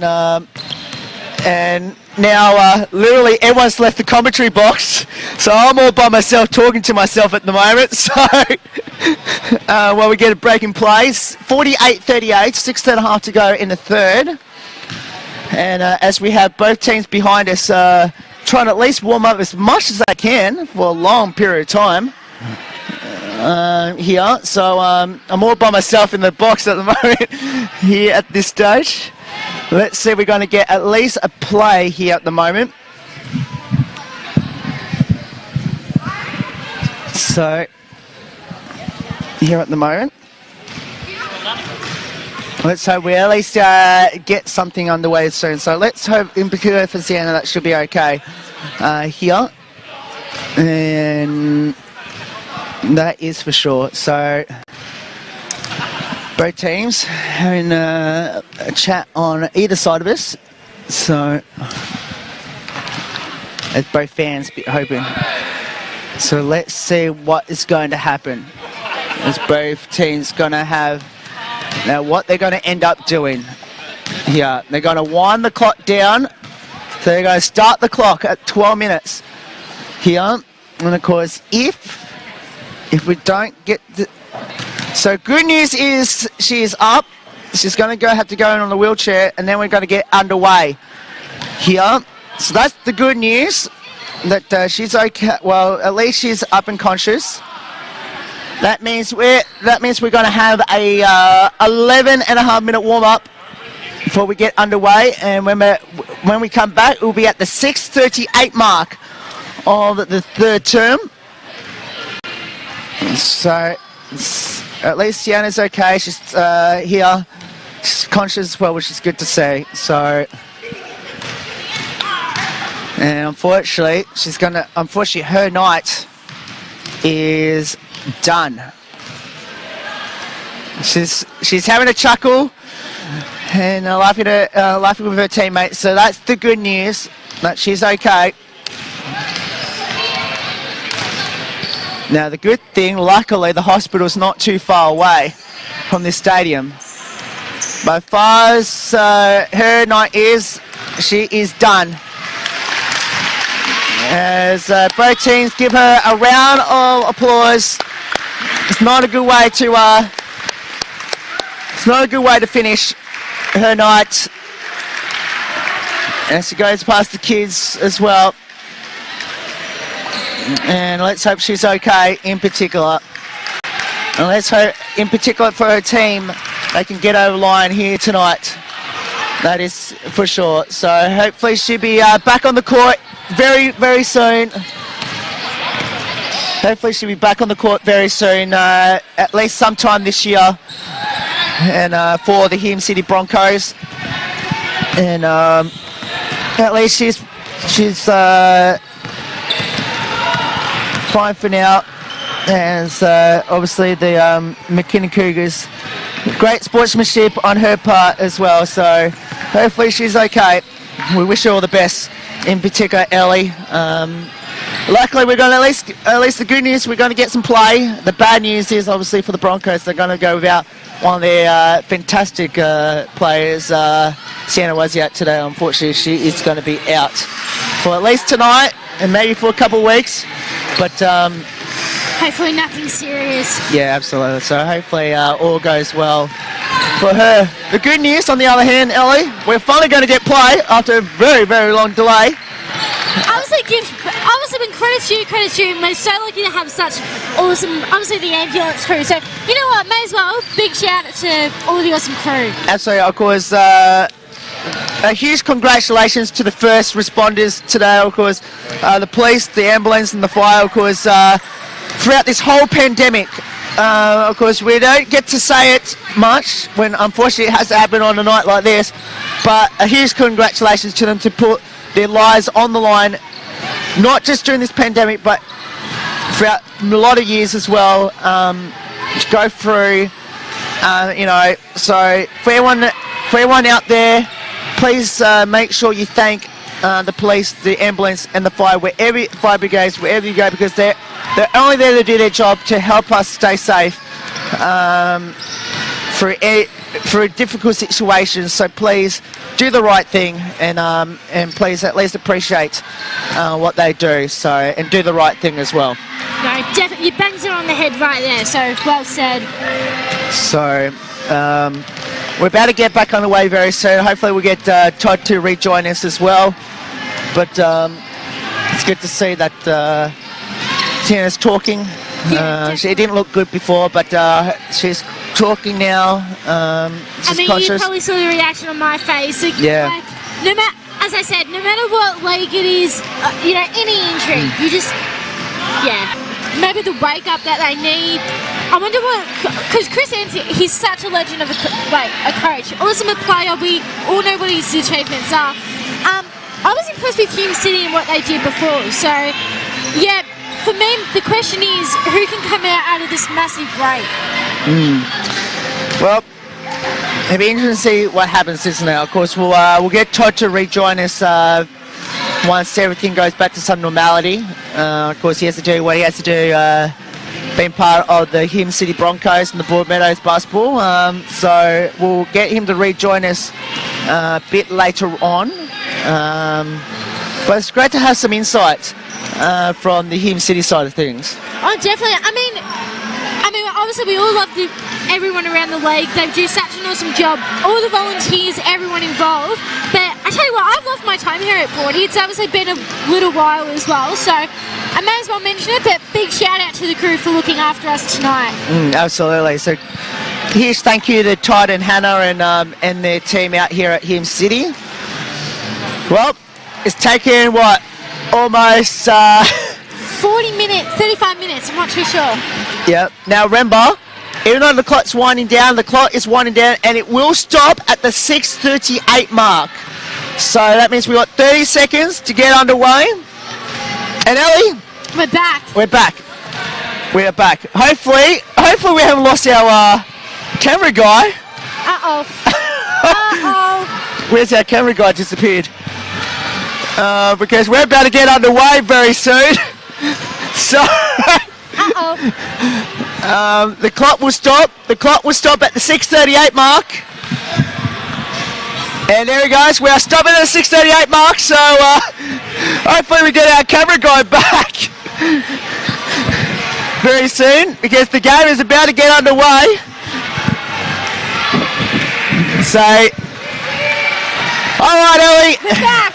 Unfortunately, we've lost Todd, but so hopefully we get him back somewhere in the quarter. But here we go. Finally, after 35 minutes, we're about to get back underway at the 6:38 mark of this third quarter, with the Hume City Broncos leading by 10. Ellie. As they always say, the show must continue. Yes, absolutely. Okay, so we're going to be here for a very late one. This is going to finish about 10 o'clock. Here we go, underway here in this third quarter. So Lord with it now, right side in the hands of Wright. Back to Lord on the 1-2. Down the lane she goes. Up and under, no good. Rebound now in the hands of Anstey. Here comes Todd Hunter. Right side. Nice pass. Makes it home by Ioannidis. 48-40. So, and it's not looking. Here's a three, no good. Rebound now. Gets it back in the play here by Ely. Here they come up the floor. So, Ioannidis back to Ely. 1 minute gone since the break. Here's Todd Hunter. Makes the layup. 48-42. So, this is what we feared here. Here's Lloyd. Long cross, no to no one. It's going straight out of the court. And already not looking great for the Broncos. 48-42. And that break might have actually helped the Cougars, Ellie. Yeah, if they can chip away at this margin, if they can get the next couple of baskets, we've got a ball game. As Todd rejoins us after that long break. And as well, that margin's just gone back to 4 with Katie Bruiser.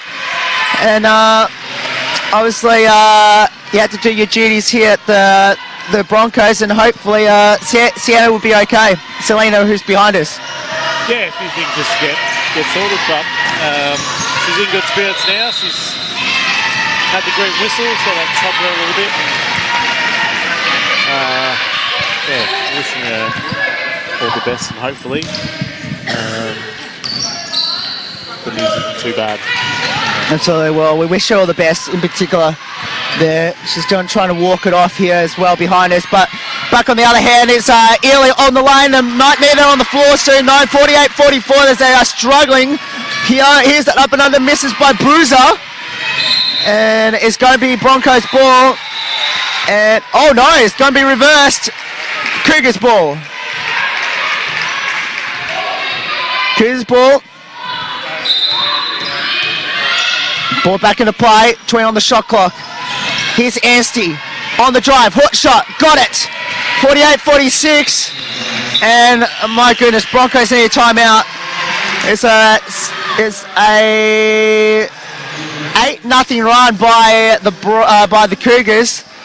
And already not off to a great start here. Whoever wants to comment on it. Todd, you want to?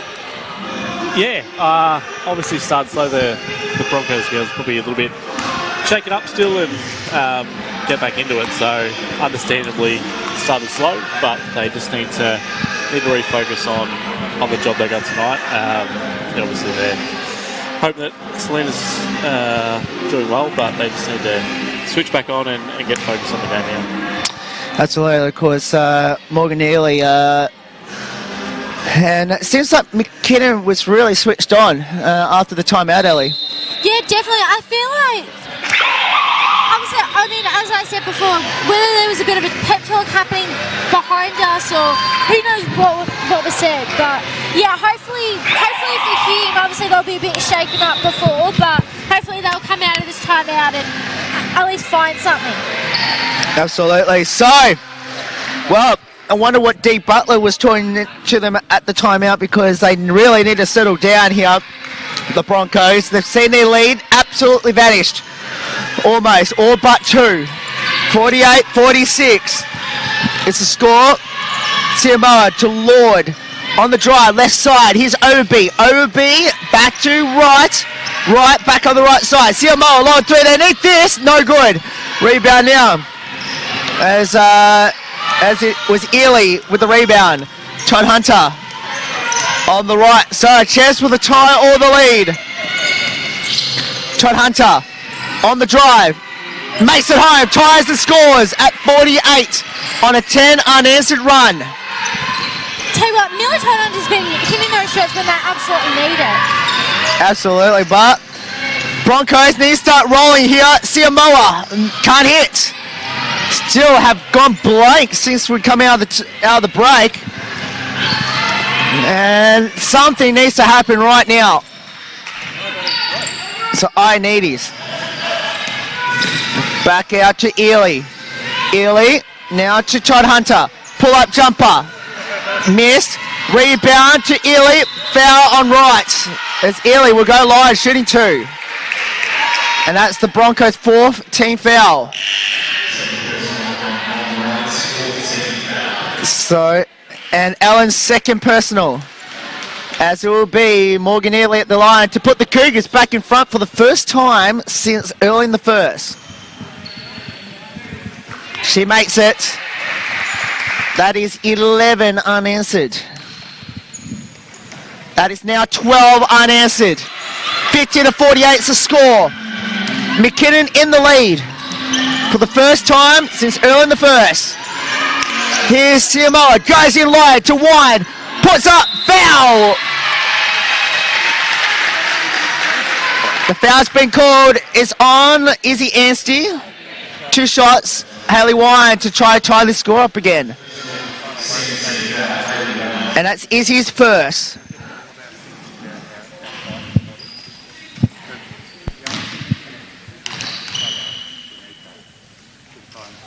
Makes the first, Hayley Wine.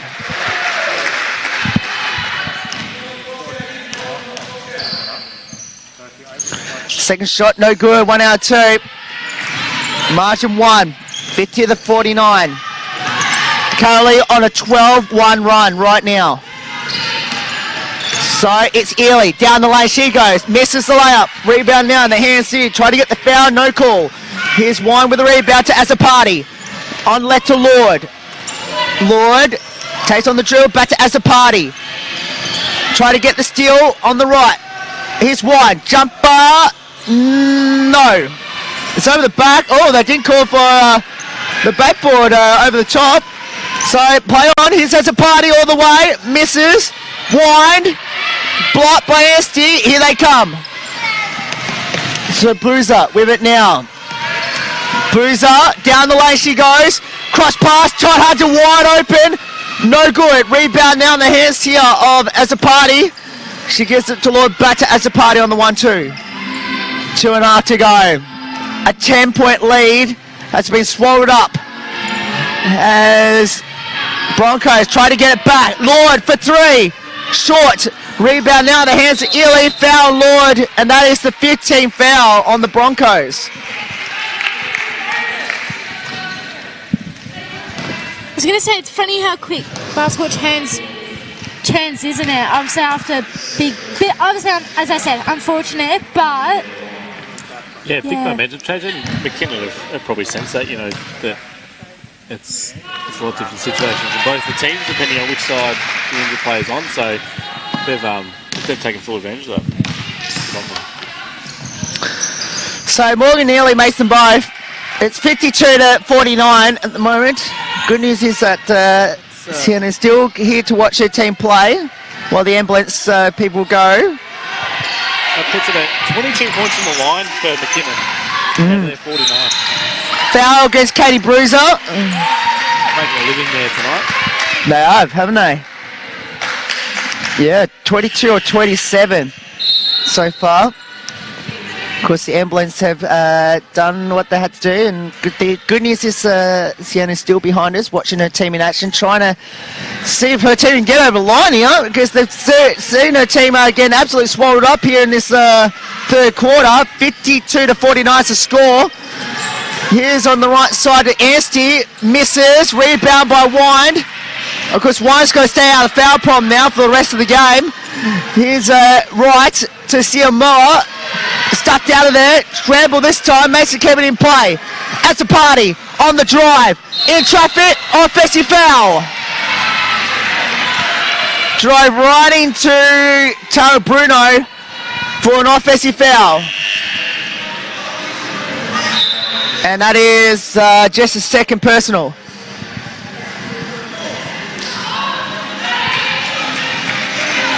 Well, the momentum has changed. It's very similar to what happened to the men's earlier, where McKinnon led by 11 at half-time. Before that lead got swallowed up, and Broncos end up winning by 20. What a role reversal at the moment, as now all of a sudden Broncos find themselves in the rears of the Cougars, as Anstey can't hit the 2. Wine with the rebound. Here's Azapati. Down the lane, puts it up, goes for the line. And Chris Anstey, got a feeling that she's going to call a timeout here. Foul's been called to Anstey. That's her second personal foul. And there'll be a No, I thought he was going to call a timeout, but no, he won't. Just has a party at the line. Need to break this duck at the moment.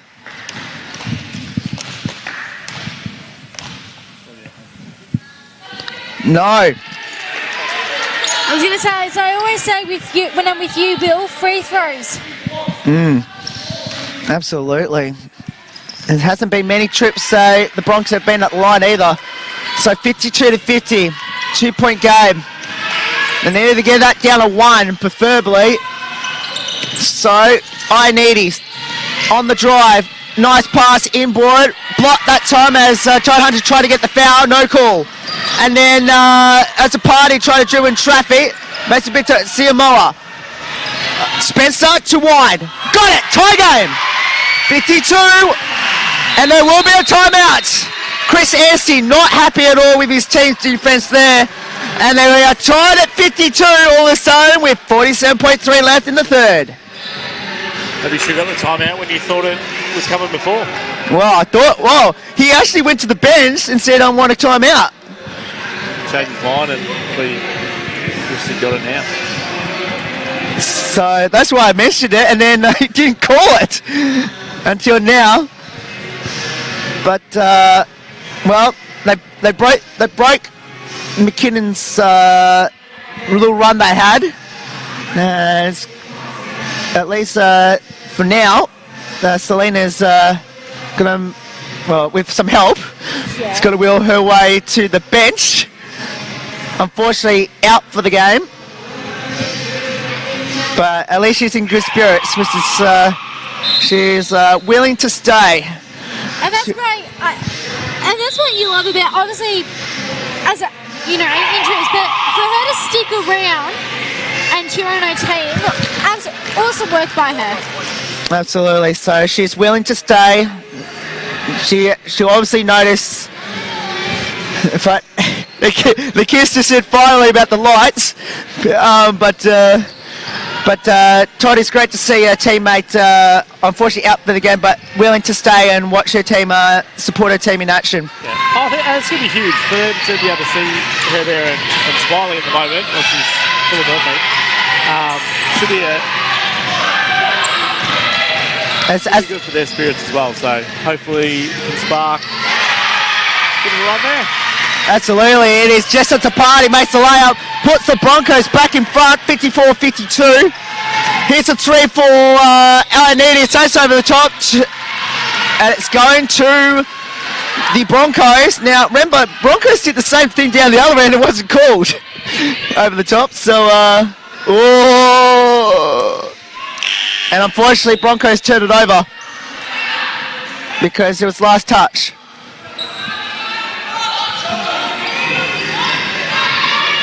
Ball back into play. 14.8 on the clock. Here's Ioannidis to bring it in. Oh, Mason make it just past the 5-second there. So here is Todd Hunter. Open lane. Foul. Good. Points count with 7.9. It's going to be called against 11. Just as the party. And she's picked up number 3. McKinnon doing a great job of making space for the guards to penetrate into. It always seems to be when they get close to the hoop, it's one-on-one, there's no one there helping. And as a party's going to try to do the same, and that's going to be a foul against the Cougars with 2.5. So as a party said, well, we're going to call a foul on me on that one. I'm going to try and drive and get a foul on the Cougars. And that's exactly what she's done. She can't hit the first. Uh-oh. So this is for the tie. She makes it 1 and 2. Tied at 55 with 2.5. Todd Hunter, he's on the way off the mark, and that is it. So after a very, very long third quarter with a 35-minute long break because of the injury to Selena Wozniak, we're tied at 55 at three-quarter time. Yeah, a couple of runs after we come back after the break. McKinnon made a run and took the the lead, and then Hume were able to balance themselves after the timeout from D Butler and sort of rewrite the ship a little bit and go into 3/4 time tied up. Absolutely. So tied at 55 at the moment. Still, Yep. Ellie, no communication now out at Warrandyte. Oh dear. Now, mind you, we actually figure out where the internet has broken down at Warrandyte. Yeah. It was in the Youth League Women. Warrandyte were up 55-54 with 21 seconds left in the last quarter. So... Too much for it to handle out there. I have managed, gone through some back channels, managed to get a final score with Hume City winning that one by 20. Oh, So- wow. 3 out of 3 for the Broncos tonight. Good news for Warrandyte, 3 of 3, and in the chat women seeing if they can make it a perfect 4 of 4, which after last week, Broncos teams went 6 of 6. So they've been on a They did. good run after Easter, 9 of 9 so far. So let's see how they go in that last quarter here. Yeah, well, it'll look pretty good before that big long break as well for the Broncos. They lead by 10 at one stage. So, Great work there, Todd, as well, for fronting out that score there. yes. Try to chase it up through some of the coaches there, and I'm assuming that they're telling us the truth. Yeah, they might have had a loss and they've let us know they won by 20, but I was going to say if they lost, I probably would have told you the result. yeah. So based on the info I've got, a 20-point win in there, but we'll hopefully get more confirmation later. Of course, early tonight for the Broncos fans, it was the youth women come from behind and defeat Dandenong by 5. Become a bit of a comeback night for the Broncos as well, because in the champ men as well, they had to come from behind to beat the Cougars by 20.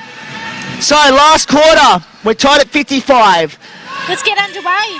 Absolutely, Ellie. Here we go.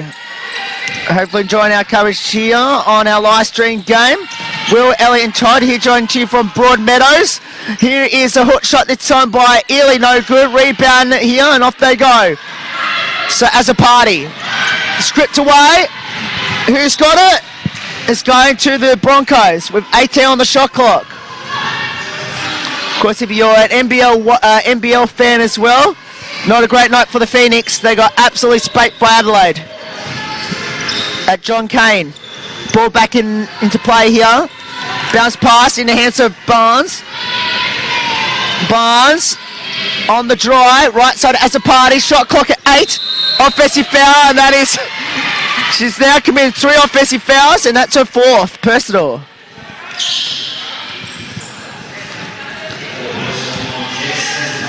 So that's the 4th, and that's her 3rd offensive foul too. One more, she's fouled out too. Ball back into play. So Ioannidis. The ball now.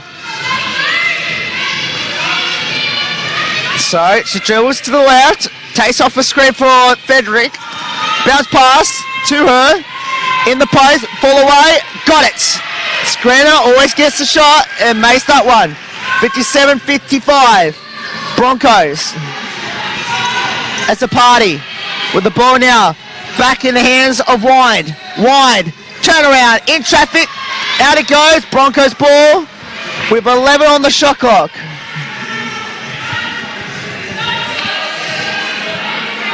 Well, Wine really should be taking advantage with a little bit of a height advantage on Rosie Frederick here, but not to be at the moment. As a party, shot clock at 8.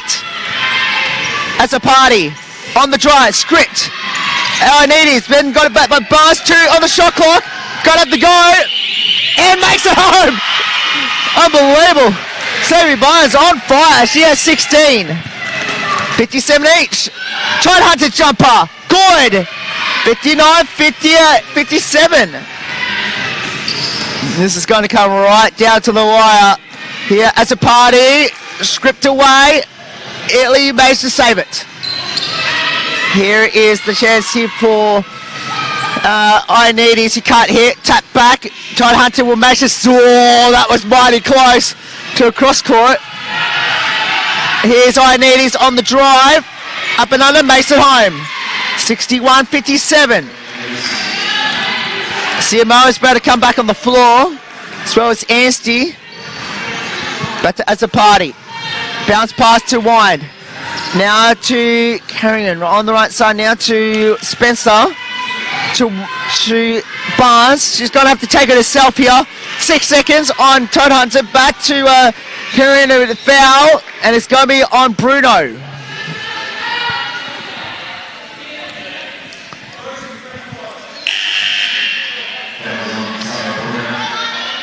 So Bruno picks up number 2. First team foul.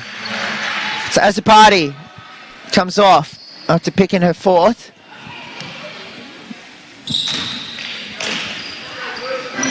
So I wonder when they're going to put Alan Wright back on the floor here. That's going to be interesting to see when they're going to put on the floor. D. Butler on the right side. Squatted away. Spencer managed to get it back. 3 on the shot clock. Here's CMO, no good. Here they come up the floor. 4-point game. McKinnon in the lead. Saturday night here at Broadmeadows. Here's Ioannidis. Easy jumper. 63-57. Try to call the timeout, D. Butler. Unfortunately, too late. So they're going to have to hope they can hit a basket here, and they can't. Anstey with the rebound. Spencer with a foul. And now will they call timeout?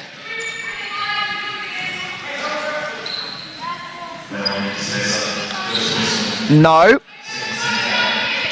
Hoping here that her team. So as Ioannidis take a break, Katie Blueser comes onto the floor for the Cougs. 7:03 left in the last. So Toad Hunter right side to Ely for 3. Got it! Timeout. Hume City. And, well, that's not what they needed. 66-57 if they update the scoreboard. Yes, they have. Took a while, but their first made 3 of the game from McKinnon. Yes, that's right. They were 0 of 9 before then. So, and that 3-point came at the right time for the Cougars. Yeah, 100%. My question's going to be, again, I know I sound like a broken record, but about the free throws as well. I reckon it could come down. Whoever keeps driving more to the basket and hits their free throws, it could go a long way too. 11 of 14 at the free throw line for Hume City. 23 or 28 for the Cougars. Big disparity in free throws. Yeah, another one that stands out is the turnover count. Hume City was 17 and just 8 for McKinnon. So just allowing a lot of extra opportunities, 7 more offensive rebounds.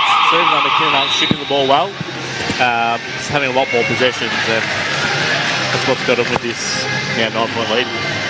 Correct, and that's why they're getting more shots up to 64 field goal attempts to 52 at the moment. Oh, Hunter tried to go for the steal on Burns. Probably not the best player to try to pick someone off. Burns has cross pass knocked away by Bruiser.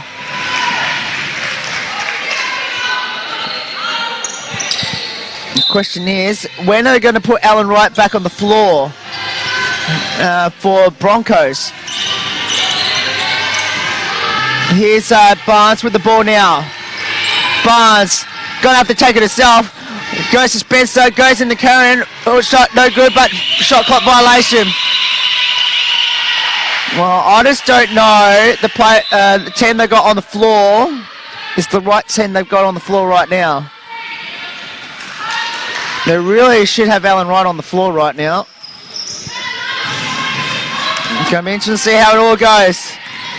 6:23 left. 66-57 is the score. And they've got to get a foul against Ciora with the what one. And Todd Hunter's getting whacked off a screen.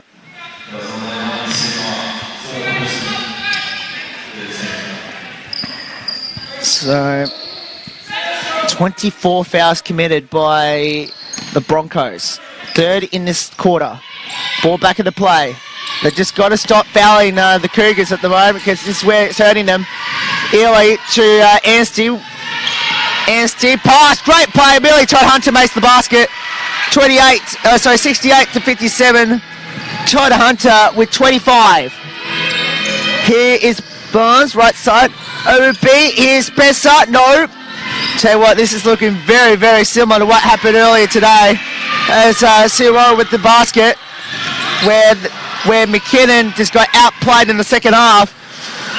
Here's a long three by Ely, no good. Rebound, won't save it. Out it goes. 9-point game.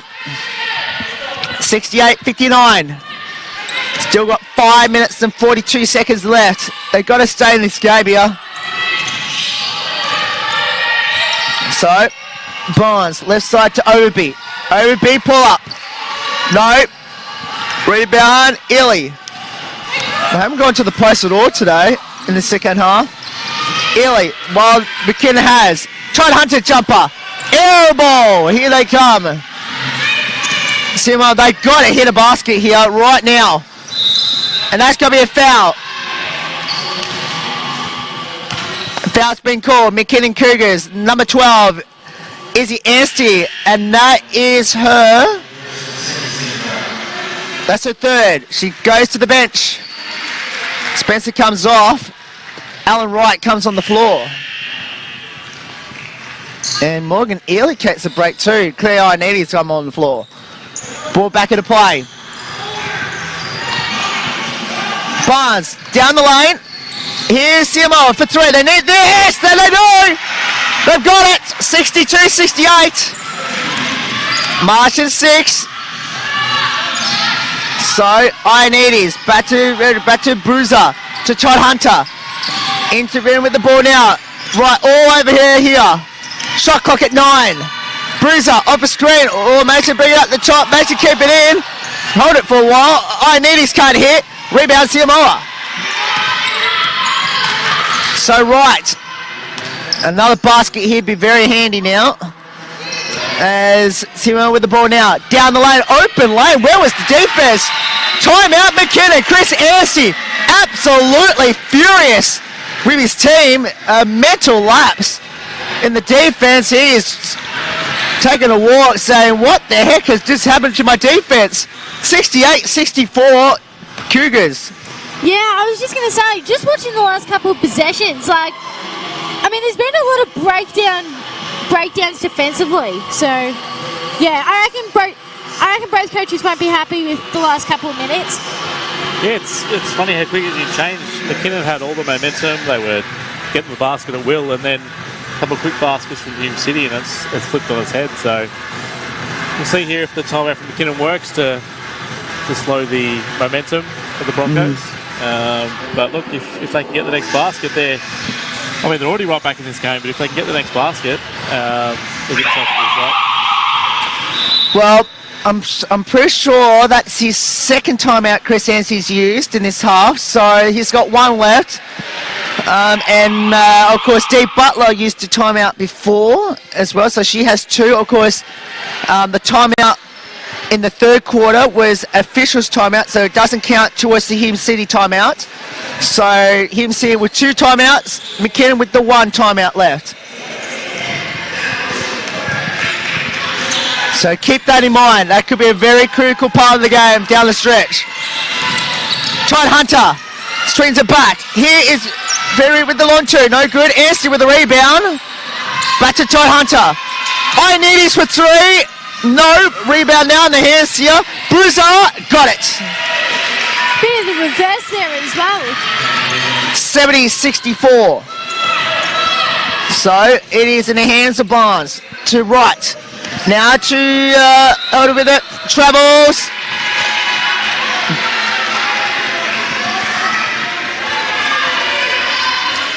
So they've got Hallie One on the bench at the moment. How long will she stay on the bench for Dee Butler's team? And how long will Morgan Ely stay on the bench for Chris Anstey's team? Todd Hunter down the lane, left side. Hit very long two. In and out. And it is Harder with the rebound. Barnes. Ioannidis trying to go all over here. Off a screen. Barnes. In and out. Rebound now in the hands of Ben with the ball with 6-point game at 3:30 left. So Wine's going to come on the floor on the net's dead ball. Ioannidis jumper. No, rebound now. Rebound, another offensive rebound. Bruiser can't hit. Holder with the rebound. So Harder with the rebound to Barnes. Back to Overby. Overby, left side to right. Now to Barnes with just under 3 minutes to go in this last term. Siamoa. Left side to Holder with a hot shot. No good. Here they come. And that's going to be a foul against McKinnon. It's going to be on Ioannidis. Off the ball.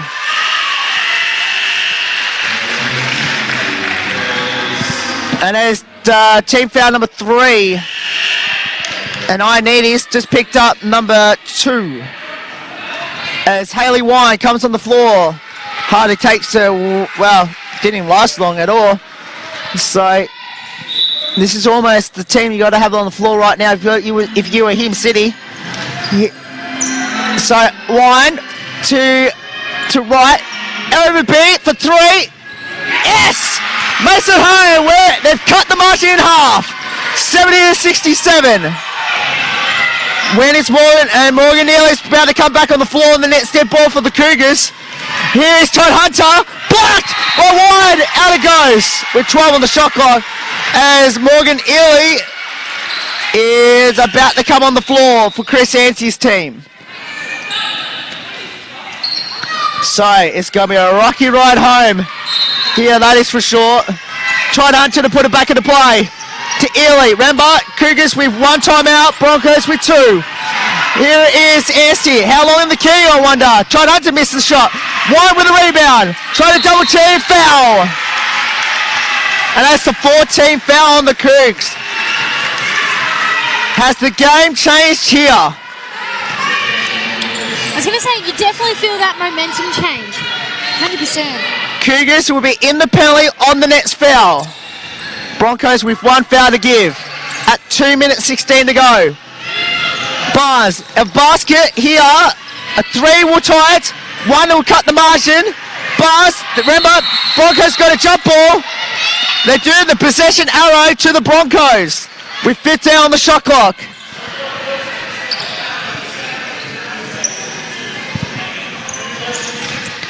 Ball back into play. They need a basket here. Goes into Wine. Wine. We haven't had a close game in a while, Ellie, on our Smash FM coverage. How good is it? Siamoa. Dribble the ball in traffic. They've got to go here. 1 second on the buzzer. Bars. Almost. My goodness. If that made it home. Imagine if that went in, that would have The changed thing that it. went down, we just pack it up and go home. That's Yeah, I'm going home on that one. Sophie Barnes trying to do a Hail Mary. No look shot. Oh, look at this. Too easy. Easy Ashley makes it home. 72-67. 1:30 left. McKinnon holding a 5-point lead. Can the Broncos get it back? Wine. Got it. Basket. Points are good. And the foul. The margin is back to 3 with a chance for a 2-point game. And Anstey picks up her 4th. Haley Wine at line. 1 bonus as Izzy Anstey has her 4th personal foul.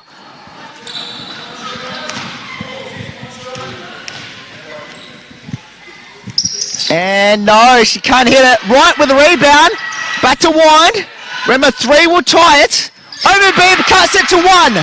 72-71. Remember, McKinnon has 1 timeout. Hume has 2 timeouts remain.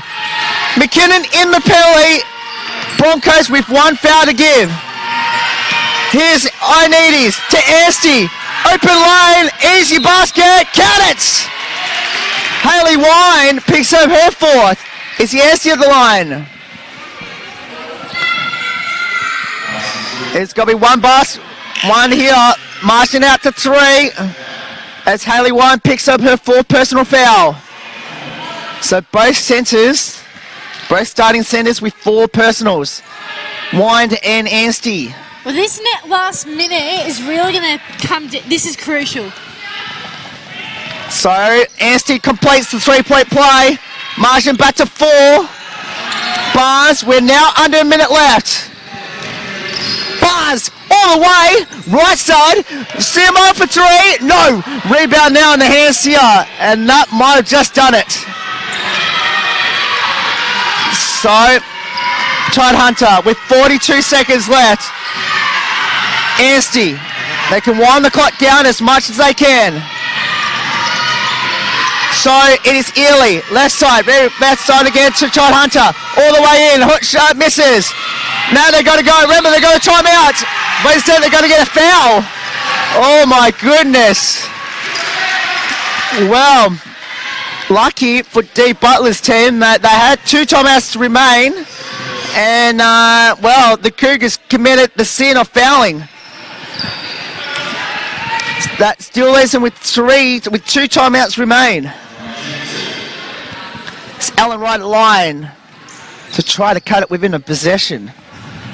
Yeah, like you said, that foul really hurts to be able to walk the length of the floor with the clock stopped to be able to put 2 more points on the board.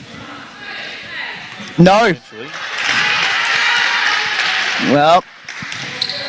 Well, this is going to start hurting her at the free throw line. Line of 16 for the team. She makes 1 or 2. Now is Chris Anstey going to draw a timeout? No, he won't. They're going to take it full court. Remember, Broncos can still get a last shot here. So Chris Anstey decides not to call a timeout. He had 1 timeout left. 50 on the shot clock. Here's Ely. Makes it home. Dee Butler has to call a timeout. 77-72. What a play. And she burns a timeout. And it's not a foul there. There's 3-second difference between game clock and shot clock. Sod trying to play it out, see if they get that last shot, but McKinnon with a clutch layup there, which now makes it very, very tough for the Broncos with, we think, 1 timeout left. Yes, they do. 1 timeout left. Cougars have 1 timeout themselves. So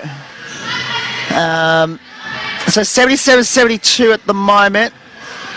Well, Broncos, they need just a quick shot here of any kind. Right, they can still get a 2-pointer here.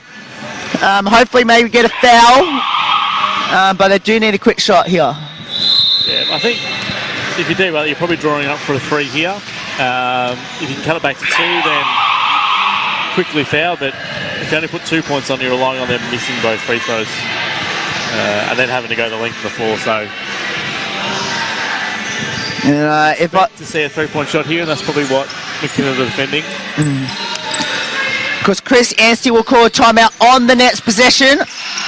If it happens, wind, hook shot, way off, right, shot, game clock at 1 second. That's not going to be enough. Game is over, and the Cougars escape with a 5-point win over Hume City, 77-72. And, well, the turnaround happened in that long break at the 6.5 mark of that third quarter, and the managed to escape here with a 5-point win. Yeah, a lot changed with Hume after half-time, so 46 points in the first half, and then just 26 in the second half. Their offense really slowed down. As we said, they were shooting the ball extremely well. A lot of things dropping for them, and those things didn't fall as well in the second half, and McKinnon, as we expected, just started to click. The shots came. Todd Hunter took over the game, the second half especially, and they're just too good, man. Of course, great sportsmanship as well by the Cougars as well. Of course, making sure that Selena Wazia is okay. So great sportsmanship there by the Cougars as well. Hopefully, wishing her all the best for the season, and hopefully she'll be back on the floor soon. Yeah, I was going to say, you love those moments. Great work by McKinnon to show that sportsmanship. Well, that is it here from Broadmeadows, and well, we managed to turn that 8 o'clock game to a 10:30 game, 10:30, almost 10:30 finish at the end. You managed to stay up as well. A very long night. Shout out to the referees who have done not only 2 games, they've done 2 long games, so great work by them. Absolutely. Well, thank you so much for joining us. Ellie, thank you so much again. No worries at all, and looking forward to coming back in a couple of weeks as well in Craigieburn. And thank you, Todd, for joining us as well. No, fantastic. Thanks for doing this. It's really good, and hopefully we'll see you guys back sometime this season. Absolutely. Well, thank you so much, everyone, for joining us, and we'll see you next time here, of course, at Hume City. Obviously, of course, Smash FM will be out at Camberwell tomorrow. From Will and Todd and Ellie here from Broadmeadows, we'll see you next time.